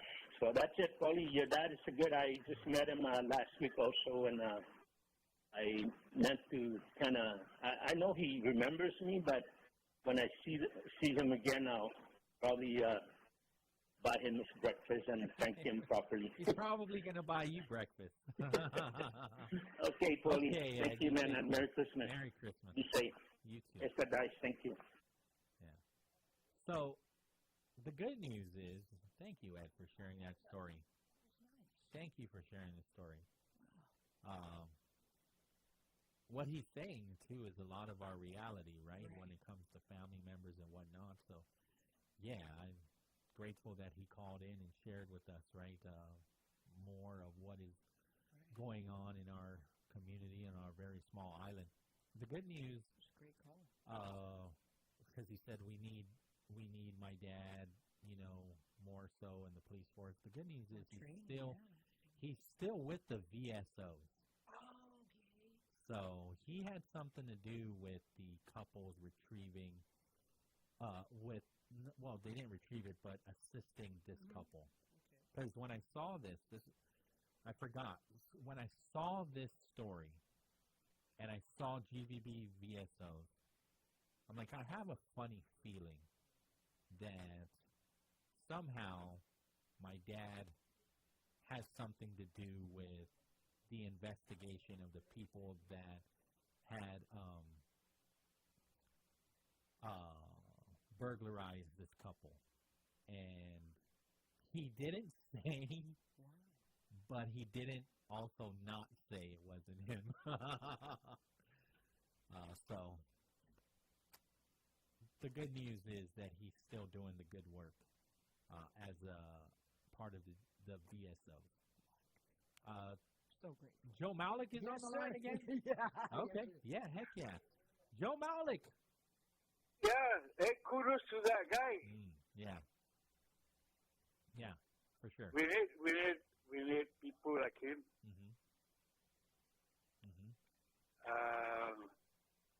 I salute that guy. I don't know because I just turned on the radio. His name is Ed. I salute him. Ed? Yes. I salute him for doing what he did on those tourists. We need people like him. And I'll say Merry Christmas, amigo. Good job. Merry Christmas. Okay, senor. Thank you so much. That's done. 9:10 in the morning, we're going to take the break. Yeah, already gave the call letters out, so we'll get you your CBS News right here on Wave 105. The This is CBS News on the Hour, sponsored by O'Reilly Auto Parts. I'm Cammie McCormick. Big losses on Wall Street today after the Federal Reserve indicated it will slow the pace of interest rate cuts next year because of stubborn inflation. Business reporter Jason Brooks. Stocks plummeted after Fed Chair Jerome Powell told the press following the Fed's quarter-point rate cut that the central bank's year-end projection for inflation fell apart, a major factor in the Fed's updated quarterly forecast being dialed back to 2 rate cuts for 2025 versus 4 in the previous forecast. Elon Musk claims the stopgap measure to keep federal offices running until March is dead. The bill has the backing of House Speaker Mike Johnson, but there was a lot of opposition. Molly Ball with the Wall Street Journal on the so-called Christmas tree bill. Well, it's a Christmas tree because it's covered in ornaments. The bill to simply fund the government is sort of the tree, but all of the things hanging off it that it's been decorated with, this is what we're hearing a lot of objections to from Republicans in the House of Representatives. Lawmakers had hoped to get a deal before the holiday break. President-elect Trump is calling for a funding bill without what he calls Democrat giveaways.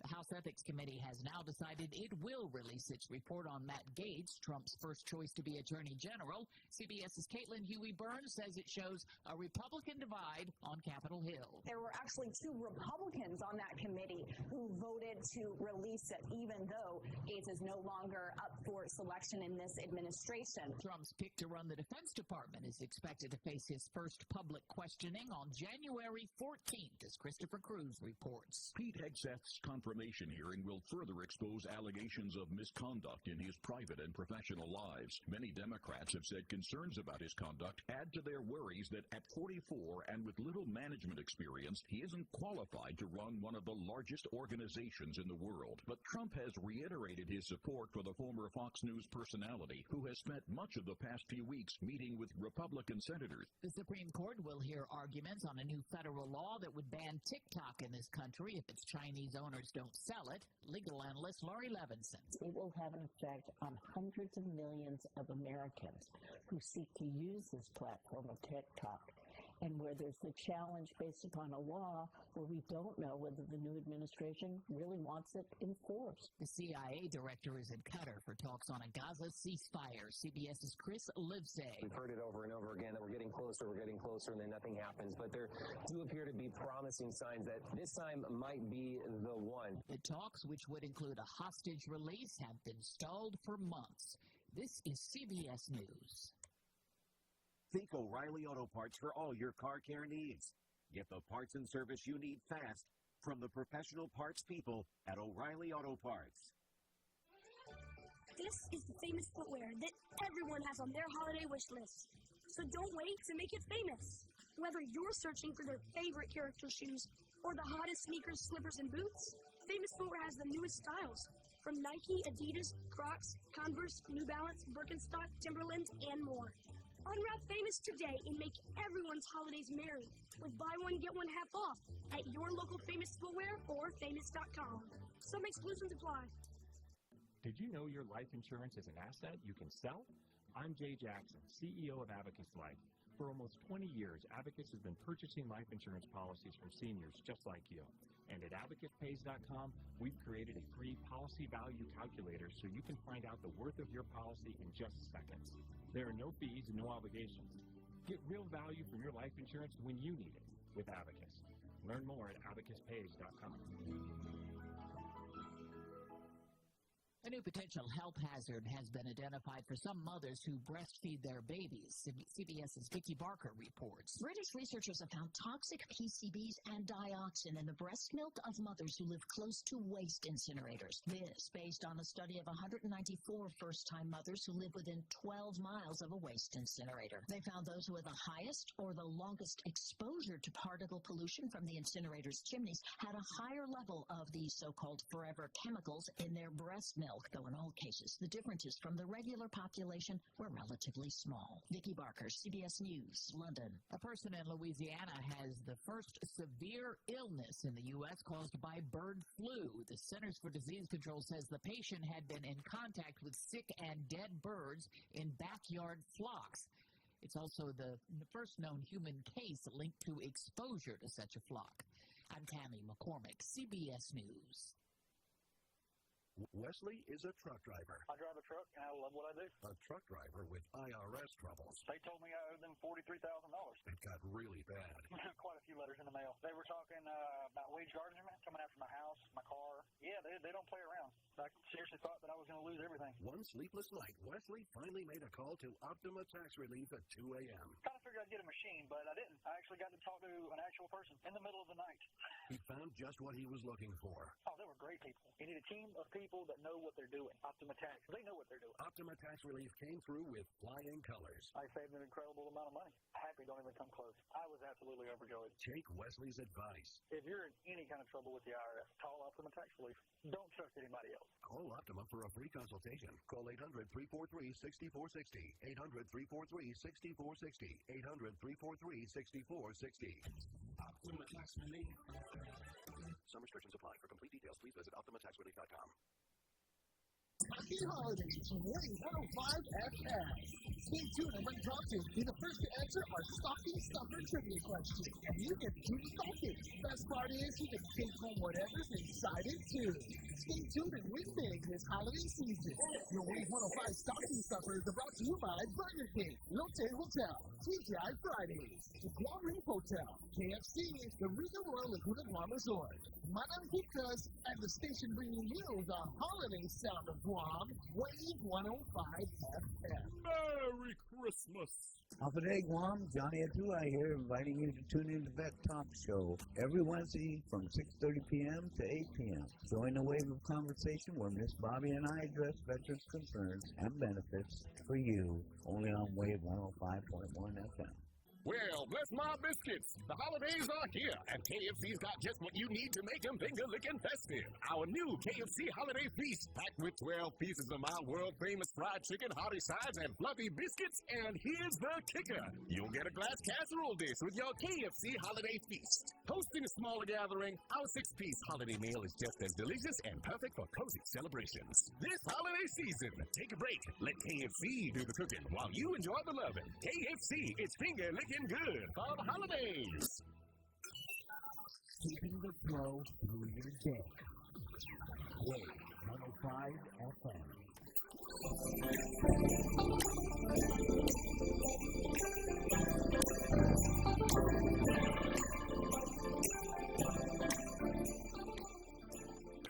All right, 9:18 in the morning. Biba Webbis. 671-922-1051. Want to hang out the last hour, less than an hour left on Mornings with Patty. By all means, you can call us, right? And then from 10 to 11, we've got, it's Thursday, so we've got Educuentos. Nice. From 10 to 11. Exciting. And then 2 to 4 is going to be UOG's Sustainability Waves, right? And then Dave Duenas is going to be back. Again, I want to thank him for filling in that last hour yesterday for me, last minute. Appreciate that. And so he's, again, stepping up to the plate, and he will be on from 4 to 6 this afternoon on the bright side while I'm down here in the mornings hanging out and rolling with dice. Yeah. I also didn't mention this other release here. Okay. Well, there's a letter that was sent to the speaker from Senator Tom Fisher. You know about this? Okay. No, I have not. So he's a Republican. Okay. Right? And then so the Republican Party, I remember said, well, he's not a registered Republican with us. So we don't recognize him as part of the Republican Party of Guam because he didn't register with us. He's not paying his dues. Okay. So there's that. So Senator Tom Fisher, he sends a letter, real quick, short sentence. Please, ma'am, to the speaker, please take note that I will no longer caucus or identify with the Republican Party in the 37th Guam Legislature. And period. So there's a release that comes out also that's included with that letter. It states Senator Tom Fisher has officially informed Speaker Teresa Talaya of the 37th Guam Legislature, and this was dated yesterday, so this was sent yesterday, the 37th Guam Legislature that he will no longer caucus with the Republican Party of Guam. Senator Fisher emphasized that this decision aligns with his desire to serve the people of Guam without the constraints of party politics, as he considers future opportunities in nonpartisan public service. When I last spoke to him about when he announced through court documents that he is suing on the behalf of Mr. Leon Guerrero, who is detained over at DOC. He's suing the director of DOC, Fred Borgalio, because of the inhumane living conditions, alleged. But he definitely has some evidence stating so. I asked him, so thoughts on running for AG, and he said that's a possibility. I think that's the direction that he's going towards, which is a bipartisan position. So he said, Guam's challenges are too big to be limited by party lines. I want to focus on what really matters, delivering solutions for our families, our island community, and our future. I made this decision because I believe it's the best way to keep working for everyone on this island without political distractions. End of release. I agree, too. I think a lot of senators, though, I mean, when I was watching these forums over at the University of Guam held by the political science students, political science association, basically their club at UOG. A lot of the answers that were coming from not just the incumbents, but the candidates that were wanting a seat in the 38th Guam legislature were saying you check your party at the door.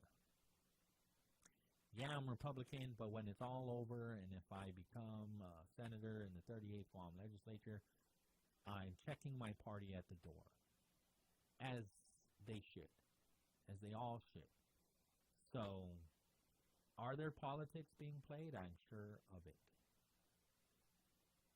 I'm sure, but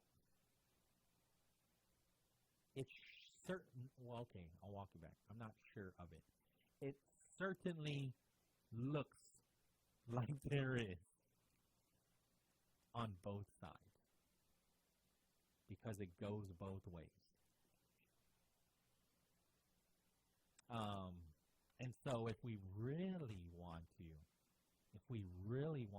shake things up, if we really want to state something like, it ain't about party politics, it ain't about the party, it's about the people. Don't run as Republican or Democrat. Independent.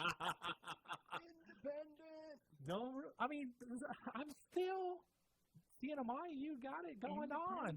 Independent party, create one. You got it going on. We got a code call online. You obviously do that over our brothers and sisters up north. We have an independent governor, right? Yes, sir. I mean, ran on the independent party. The independent party, yes, correct. So it can be possible. Somebody's on. We'll Yes, take sir. it. Hafa Adai, wave 105.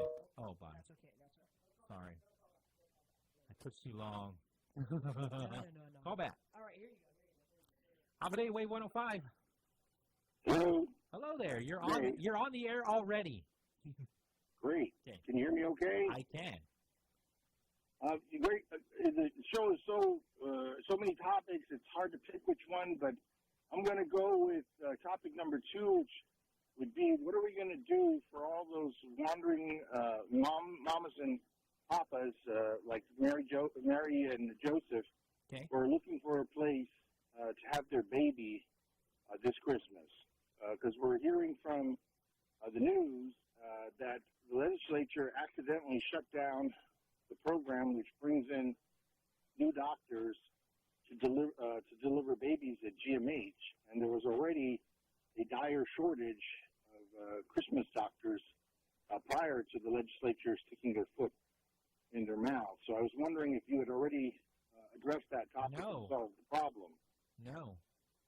Also, yesterday, apparently, the whole healthcare community was put into a tizzy when they found out that the chairman of the Guam Board of Medical Examiners was fired by the legislature. Yeah, I saw that. You heard that? Well, they didn't move his name forward, right? So he was taken off of the agenda to vote whether he could stay on the board, right? Right, and the problem was there was a meeting at 4 o'clock yesterday where he was supposed to lead the board in its final meeting to approve new doctor applications so that maybe one of them could deliver babies this Christmas. But that didn't happen. Wow. Because nobody else knew what to do. I mean, this was so last minute, and apparently there was no plan to get an alternate to take over. And when they asked the people that were supposed to go to the meeting, they said, no, I'm not going to do it. And then they went Christmas shopping. This is like the biblical story where everybody's got too much to do, and no one wants to take care of a pregnant teenager and her, kind of a little bit too old, baby daddy. And they're wandering around. You know, this is the picture I want the people of Guam to look at is there's some pregnant families there that don't have a doctor. They haven't been able to get a doctor at public health because public health's closed. They haven't been able to get into any of the clinics because all the clinics are closed. And now they're going to go to GMH on Christmas Day and try to have a baby, and they're closed. There's no doctor. There is no room at the inn. Okay, so I'm sorry, I don't know how this whole process works, and hopefully you know, or otherwise it's 9:30. Well, I don't know, but I think Dr. Annie Berdalio knows, and hopefully she's listening because I hear she really likes your show. She was scheduled to be the doctor on call for Christmas Day. The one time this year that she's going to do it because she's retired. Why does the board have to decide who's going to be on call on these holidays? That's always been the process? No, they don't. But although a lot of them are in charge of the hospital. Many of the board members are the administrators for both GMH as well as the new hospital, GRMC. And specifically for delivering babies, it's only GMH that delivers babies. And so the GMH doctors have been struggling all year. I think everyone knows that there's been big problems in recruiting doctors at GMH. And GMH administration made a big deal about saying that they're going to have 2 doctors coming next year in 2025. What they didn't tell people are these are the same doctors that quit in 2023 and 2022. So the chances of them coming is not that great, and the chances of them staying is 0 because they're just coming for, vacation or to pick up their stuff they forgot last time. So the problem is this week, this Christmas, just like in the Bible. And the problem got worse because the legislature apparently doesn't like Dr. Berg, and now he's fired, and there's no one to make this decision except the governor of Guam, who has remained strangely quiet because she's a nurse, she's a mom, she's a grandma, and she knows that this situation exists because she's also a public health expert, and she hasn't said anything. I think she's listening. I hope so. I'm going to reach out to the. Thanks for bringing this up. Yeah, I'm going to bring that up to the communications director and see if they are aware of it. This is a very serious issue. It is not something to be made light of. But at the same time, it is a bit comical because instead of getting better, people keep doing things to make it get worse. And I guess the only thing that is going to not make this funny is if someone loses an eye or loses a baby. So this is where your show is very powerful because you keep it fun. I notice you can't stop laughing even in the middle of a sentence, but I know you understand that these kinds of things are critical. And so since very important people are listening to your show, there is no doctor to deliver the babies at GMH in this last week towards Christmas, except people who all have Medicare cards. They're all 65 years and above. They are generally grandfatherly. One of them's older than Joe Biden. And there's exactly 3 people on island who are doing this job. And again, this is not a good situation. This is something that the governor of Guam and Crystal Park on your show today. So stay tuned. This is the best show on Guam, and we're going to find some answers today. I appreciate this. I just sent now, and so we'll see if we have a response. Excellent. Thanks for I've been bringing listening. this to my attention. All right. Thanks, sir. Okay. Bye-bye. Adios. Right on. That is pretty concerning. I just don't see how that can't just be addressed by scheduling, okay, you're on call for Christmas Day. Right. Okay. All right. He said there's a doctor older than Joe Biden. Sorry, man. I'm making sure that I'm paying attention. We'll take the break. Let's see what we can get here. All right, okay? let's go. Okay. Let's do that. Wave 105. Hafa, this is Melvin Wampat Borja. I'm the Executive Director from the Commission on Decolonization, and I'd like to invite you to join us every Wednesday from 10 a.m. to noon for Challenge the Status Quo, where we will explore conversations around decolonization, political self-determination, and Guam's political status on Wave 105.1 FM. A rap star is still having issues with her alleged ex, even though he is behind bars. Rapper Megan Thee Stallion is asking a court to issue a restraining order against fellow rapper Tory Lanez. He's serving a 10-year prison sentence for shooting her, but she says he's harassing her from prison through surrogates and third parties. The filing says bloggers acting on Lane's behalf continue to cast doubt on her allegations, making false claims including that the gun and bullet fragments in the case are missing. He received his prison sentence in 2022. Matt Piper, CBS News. A huge merger may be in the works in the auto industry. Japan's Nikkei reports Honda and Nissan are getting ready to start talks. Neither automaker is confirming the report, but they are reiterating their previous pledges to cooperate together. They agreed earlier this year to collaborate on electric vehicle batteries and software. A Honda-Nissan merger would create a strong rival to Toyota. Michael Wallace, CBS News. Wesley is a truck driver. I drive a truck, and I love what I do. A truck driver with IRS troubles. They told me I owed them $43,000. It got really bad. Quite a few letters in the mail. They were talking about wage garnishment coming after my house, my car. Yeah, they don't play around. I seriously thought that I was going to lose everything. One sleepless night, Wesley finally made a call to Optima Tax Relief at 2 a.m. Kind of figured I'd get a machine, but I didn't. I actually got to talk to an actual person in the middle of the night. He found just what he was looking for. Oh, they were great people. You need a team of people that know what they're doing. Optima Tax, they know what they're doing. Optima Tax Relief came through with flying colors. I saved an incredible amount of money. Happy don't even come close. I was absolutely overjoyed. Take Wesley's advice. If you're in any kind of trouble with the IRS, call Optima Tax Relief. Don't trust anybody else. Call Optima for a free consultation. Call 800-343-6460. 800-343-6460. 800-343-6460. Optima Tax Relief. Some restrictions apply. For complete details, please visit OptimaTaxRelief.com. Happy holidays from Wave 105 FM.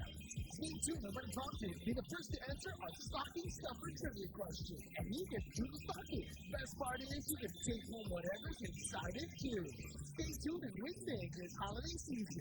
Your Wave 105 stocking stuffers are brought to you by Burger King, Note Hotel, TGI Fridays, the Guam Reef Hotel, KFC, the Regal Royal Laguna Guam Resort, Manang Kikas, and the station bringing you the holiday sound of Guam, Wave 105 FM. Merry Christmas! Chili's wants to help you celebrate this holiday season with a gift for everyone. Purchase a $50 gift card at Chili's and receive a $10 coupon for yourself. Give a gift, get a gift. At Chili's, great value and memories happen here.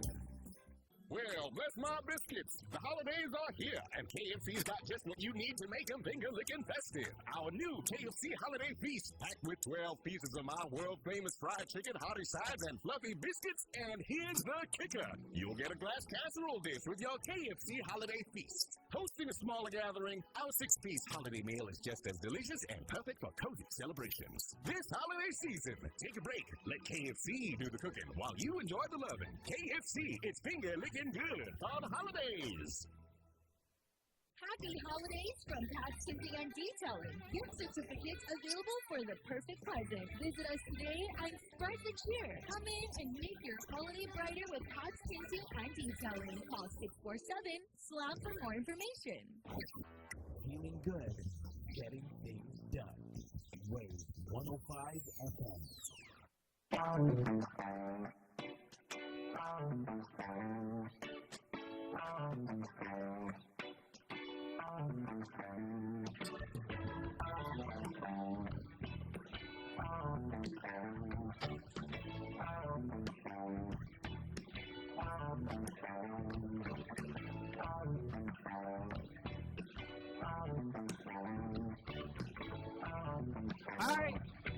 Welcome back, Wave 105. 9:36. I got word. Unfortunately, Senator Roy Canata not able to make it. Not to worry. No apologies needed.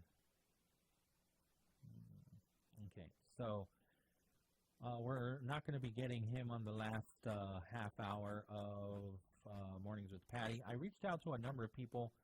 Let's see if we do get a response before 10 a.m. If I get a response after, we called also the administrator over at GMH, and it was a voicemail, but I also messaged her.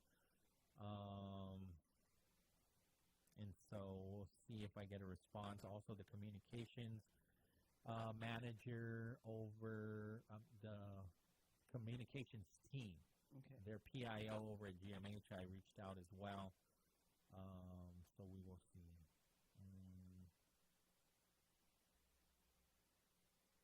So we'll see what we can get out of anybody, whatever information that we can gather on the hearing that there's no doctor on call on Christmas Day. Christmas Day, yeah. To deliver babies. Correct. And so that's what we got. yeah, which is alarming, very very alarming. I remember watching the public hearing to get Dr. Nathaniel Berg back on the board, medical board, right? There's been some back and forth, clearly on a number of bills.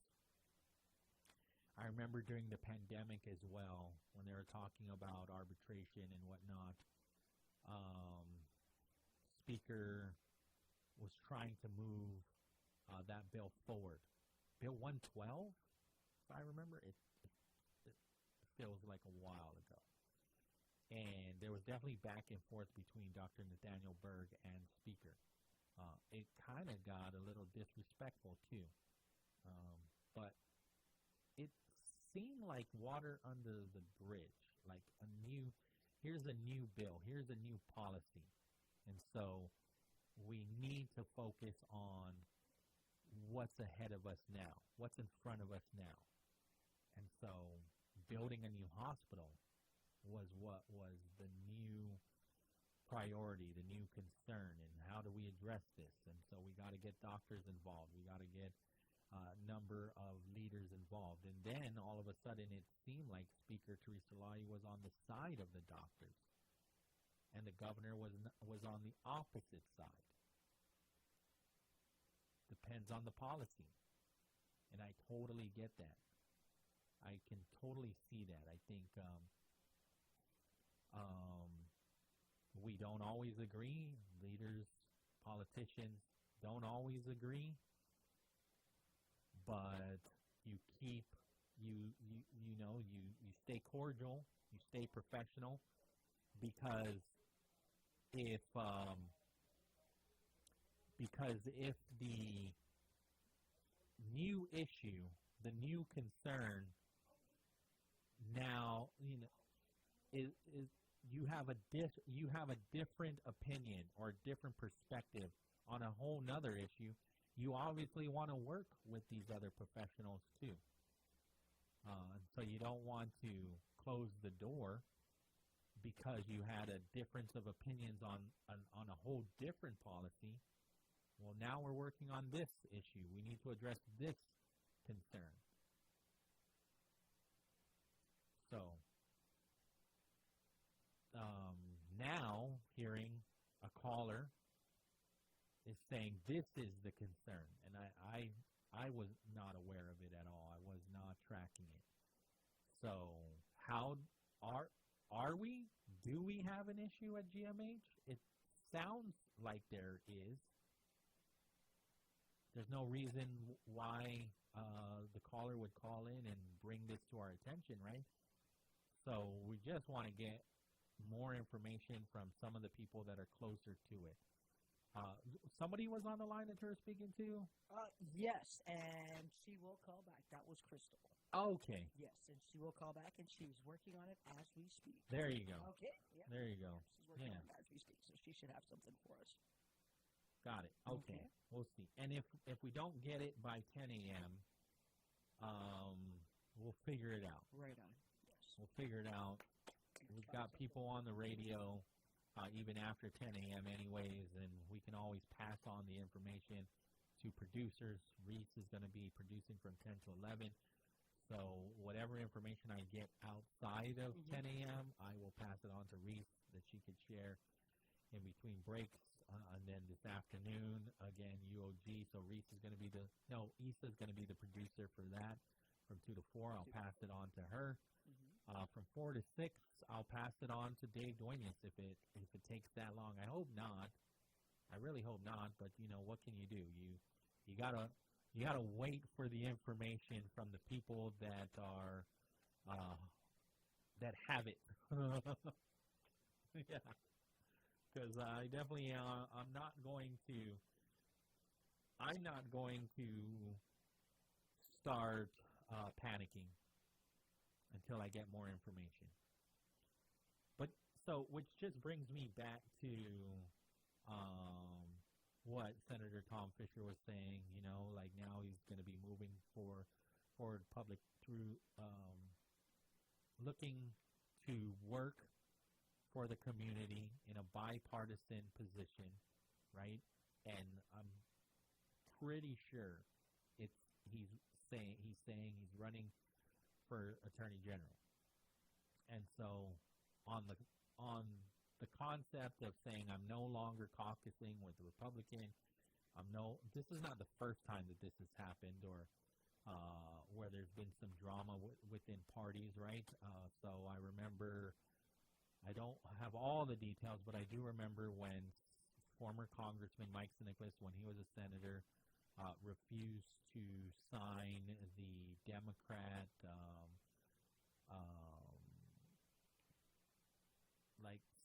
I don't know, was it a contract or it was something where basically we're all one Democratic Party. We're all aligning under one mission, one initiative, and he didn't want to sign that. And so this is not new when there's unity pledge. Thank you. A unity pledge. So we've had these before. This has happened before. So I always tend to think back on the CNMI, because the CNMI, again, they have senators, right? They have representatives that are not Democrat or Republican. Correct. Why are we scared to start separate? Why are our public servants, our politicians, not willing to also separate from the Democrat Party and the Republican Party officially? So all I've heard was it makes it difficult to win. Oh, okay. Like it's you're set up to fail. So what are the advantages of picking Democrat or Republican besides that? Well, you get the support of a organization that has been around for quite some time, not just in Guam, but then they're also recognized by their national counterparts, right? By the Republican Party, by the National Democratic Party, right? And so you get those kinds of supports. Do we get funding from the National Party? I don't know that answer. But you definitely get support from the Democratic Party of Guam if you run as a Democrat, as far as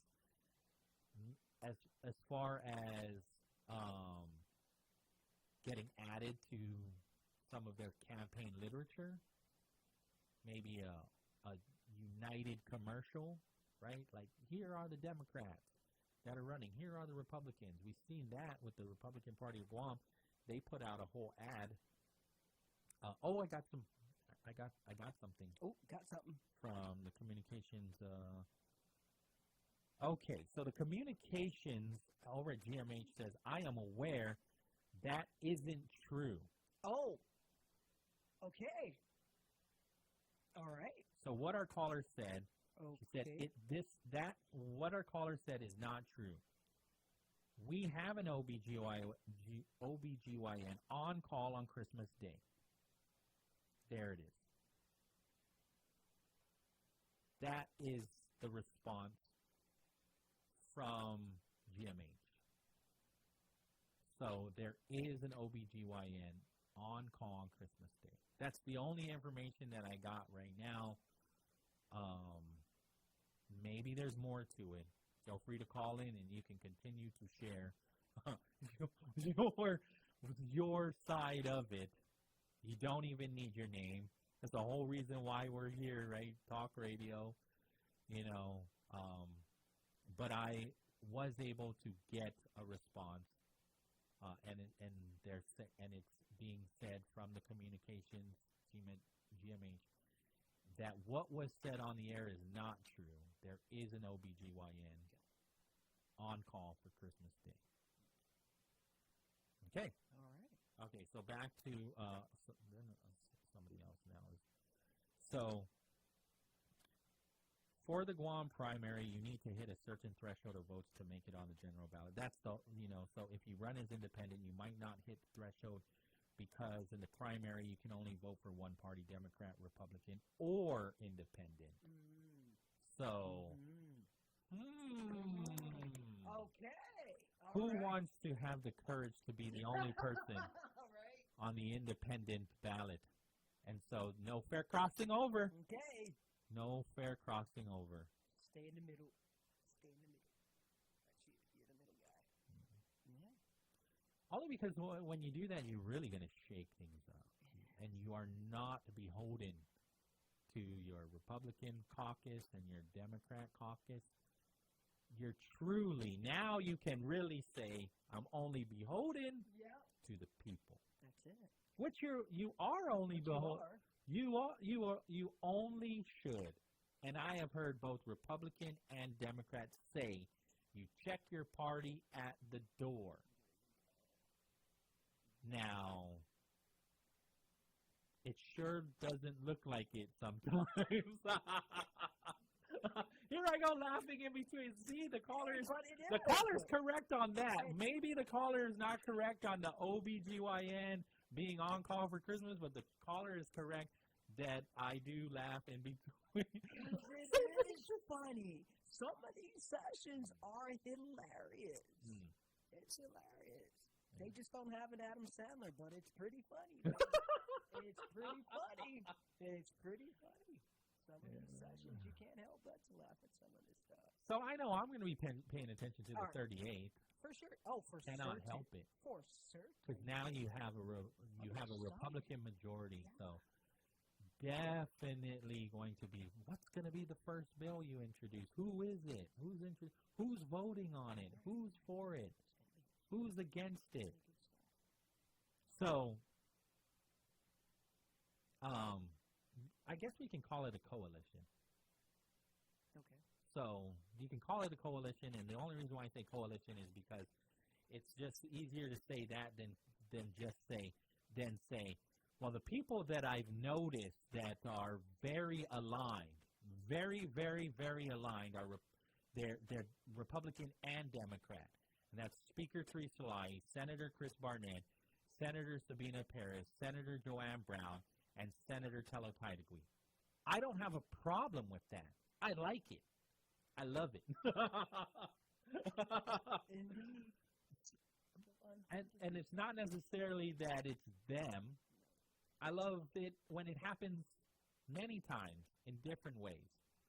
I actually love it even more when it shifts.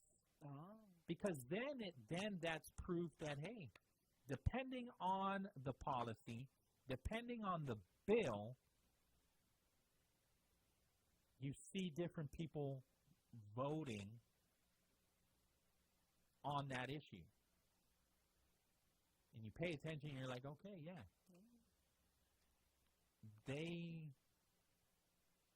That's proof that it's that they are voting for with the people in mind.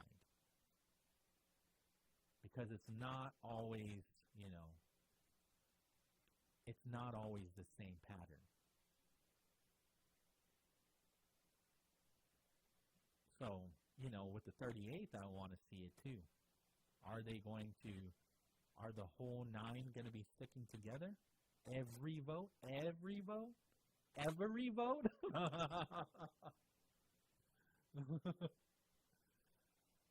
So it's a very interesting, very fascinating dynamic, how this can all work out. Should the governor, should the administration be aware of it too? I mean, I know they're aware of it, but should they be very concerned? Because the only things that I've heard from the governor when she would speak with Patti is like she's optimistic. Even Lieutenant Governor Josh Norton, I'm very optimistic, willing to work with this new 38th Guam legislature, right? And kind words about Senator Tony Adai, correct? Right? Yep. So, for how much longer though? Like in January, are we very optimistic? In February, will it all come crashing down in February? Like these people in the 38th have no idea what they are doing. I hope not. I don't think it will. I hope not. I don't think so. For the sake of all of us, right? For the sake of talk radio, maybe I want. But the reality, my heart of hearts, I hope not. I really hope not. We've got $100 million on the line, too. It's not a lot. With all the problems we got, that is not enough. Well, it's a lot if we lose it. Yeah. It's a lot if we lose it. Yeah, it's like, let's figure it and out. we still don't even know. If it's a done deal on December 31st. Oh, that part, yeah. Because are we still going to have some pushback in January from the 38th Guam legislature, from the Attorney General? Because the Attorney General says it definitely is at risk. Still, his opinion is we will lose it if you don't redirect that money. What Gura has done is illegal. This is AG saying, and we will lose it if we don't redirect the money. And he also says there's time to redirect it. I don't know because Gura says there's no time to redirect the money. Doris is on the line, 9:54 in the morning. Let's talk to Doris. Top of day, Doris. Top of day. Hi. I had a question about the election. Yes, please. So the only reason in the primary election that you can only vote on one side of the ballot is because they don't want you voting in two primaries. But I don't know why the independents have to do a primary. I don't know why anyone has to do a primary. I think the parties should do their own primary and pay for it. Yay! But yes! But the I don't understand why. So I understand that if GovGuam pays for the primary and somebody runs as independent, they're probably not going to get many votes. But my question is, why are we paying for the primary? That's my question too. Why? Especially when we're not even taking anybody out, right? When it comes to if we look at the primary, the majority with the senators, right? No one didn't move on to the general. The general, exactly. So with the delegate, right? We did lose Amanda Shelton and Mike Nicholas. Mm-hmm. So there's that, But okay, so maybe we just pay for that one. I don't know, but but I agree. I think just simplify it. Let the Democrats pay for their own election, and they can pay the Guam Election Commission to do it. They can fundraise and then pay the Guam Election Commission to do it. So that way there's administer it, yep. So that there's no shenanigans, right? Yeah, and then also the Republican Party of Guam can do the same.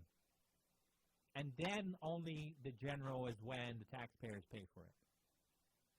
Right. I agree with that. And that's when somebody can run independently and make it or not make it. Yes. Yes. Yes. Even Dice agrees with you, Doris. Thank you. Thank you you. guys have a great rest of your day. You do. You too. You too. This is just like a think tank, though, right? We're just a think tank. We're an unofficial think tank here. We're unofficial, thinking out loud, and we appreciate the input. We appreciate your input, and all input is greatly appreciated. You know, whether I agree with you or not, I'm just glad that you're calling in and participating. Doris. Yeah. All right, Doris. See, I'm glad I'm not the only one. Here I am, Doris, I'm on an island all by myself. I like Doris. I'm on an island all by myself, and everybody's just like, Pauly is. Who is this silly person filling in for Patti Arroyo? How dare he? I am offended. Oh, no. I have been a Democrat for 60 years. How dare he try to destroy the system?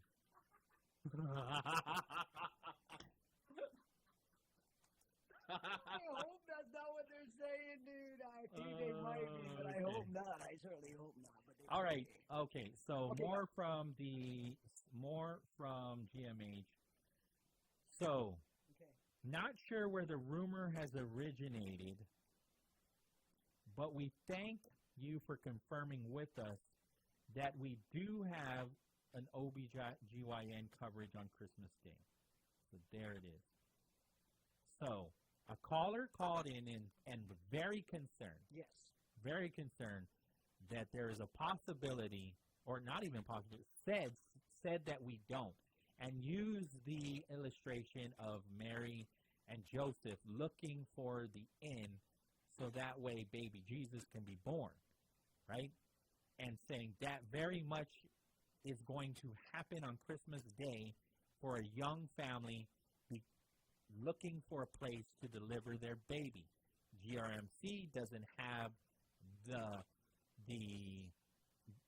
they don't do that service anymore, so GMH is the only hospital in Guam that would do it. Well, Navy Hospital too, if you have the benefits to be seen at Navy. But for civilians, GMH is where you go. And so again, we reach out to GMH, and we got the response from the communications department at GMH.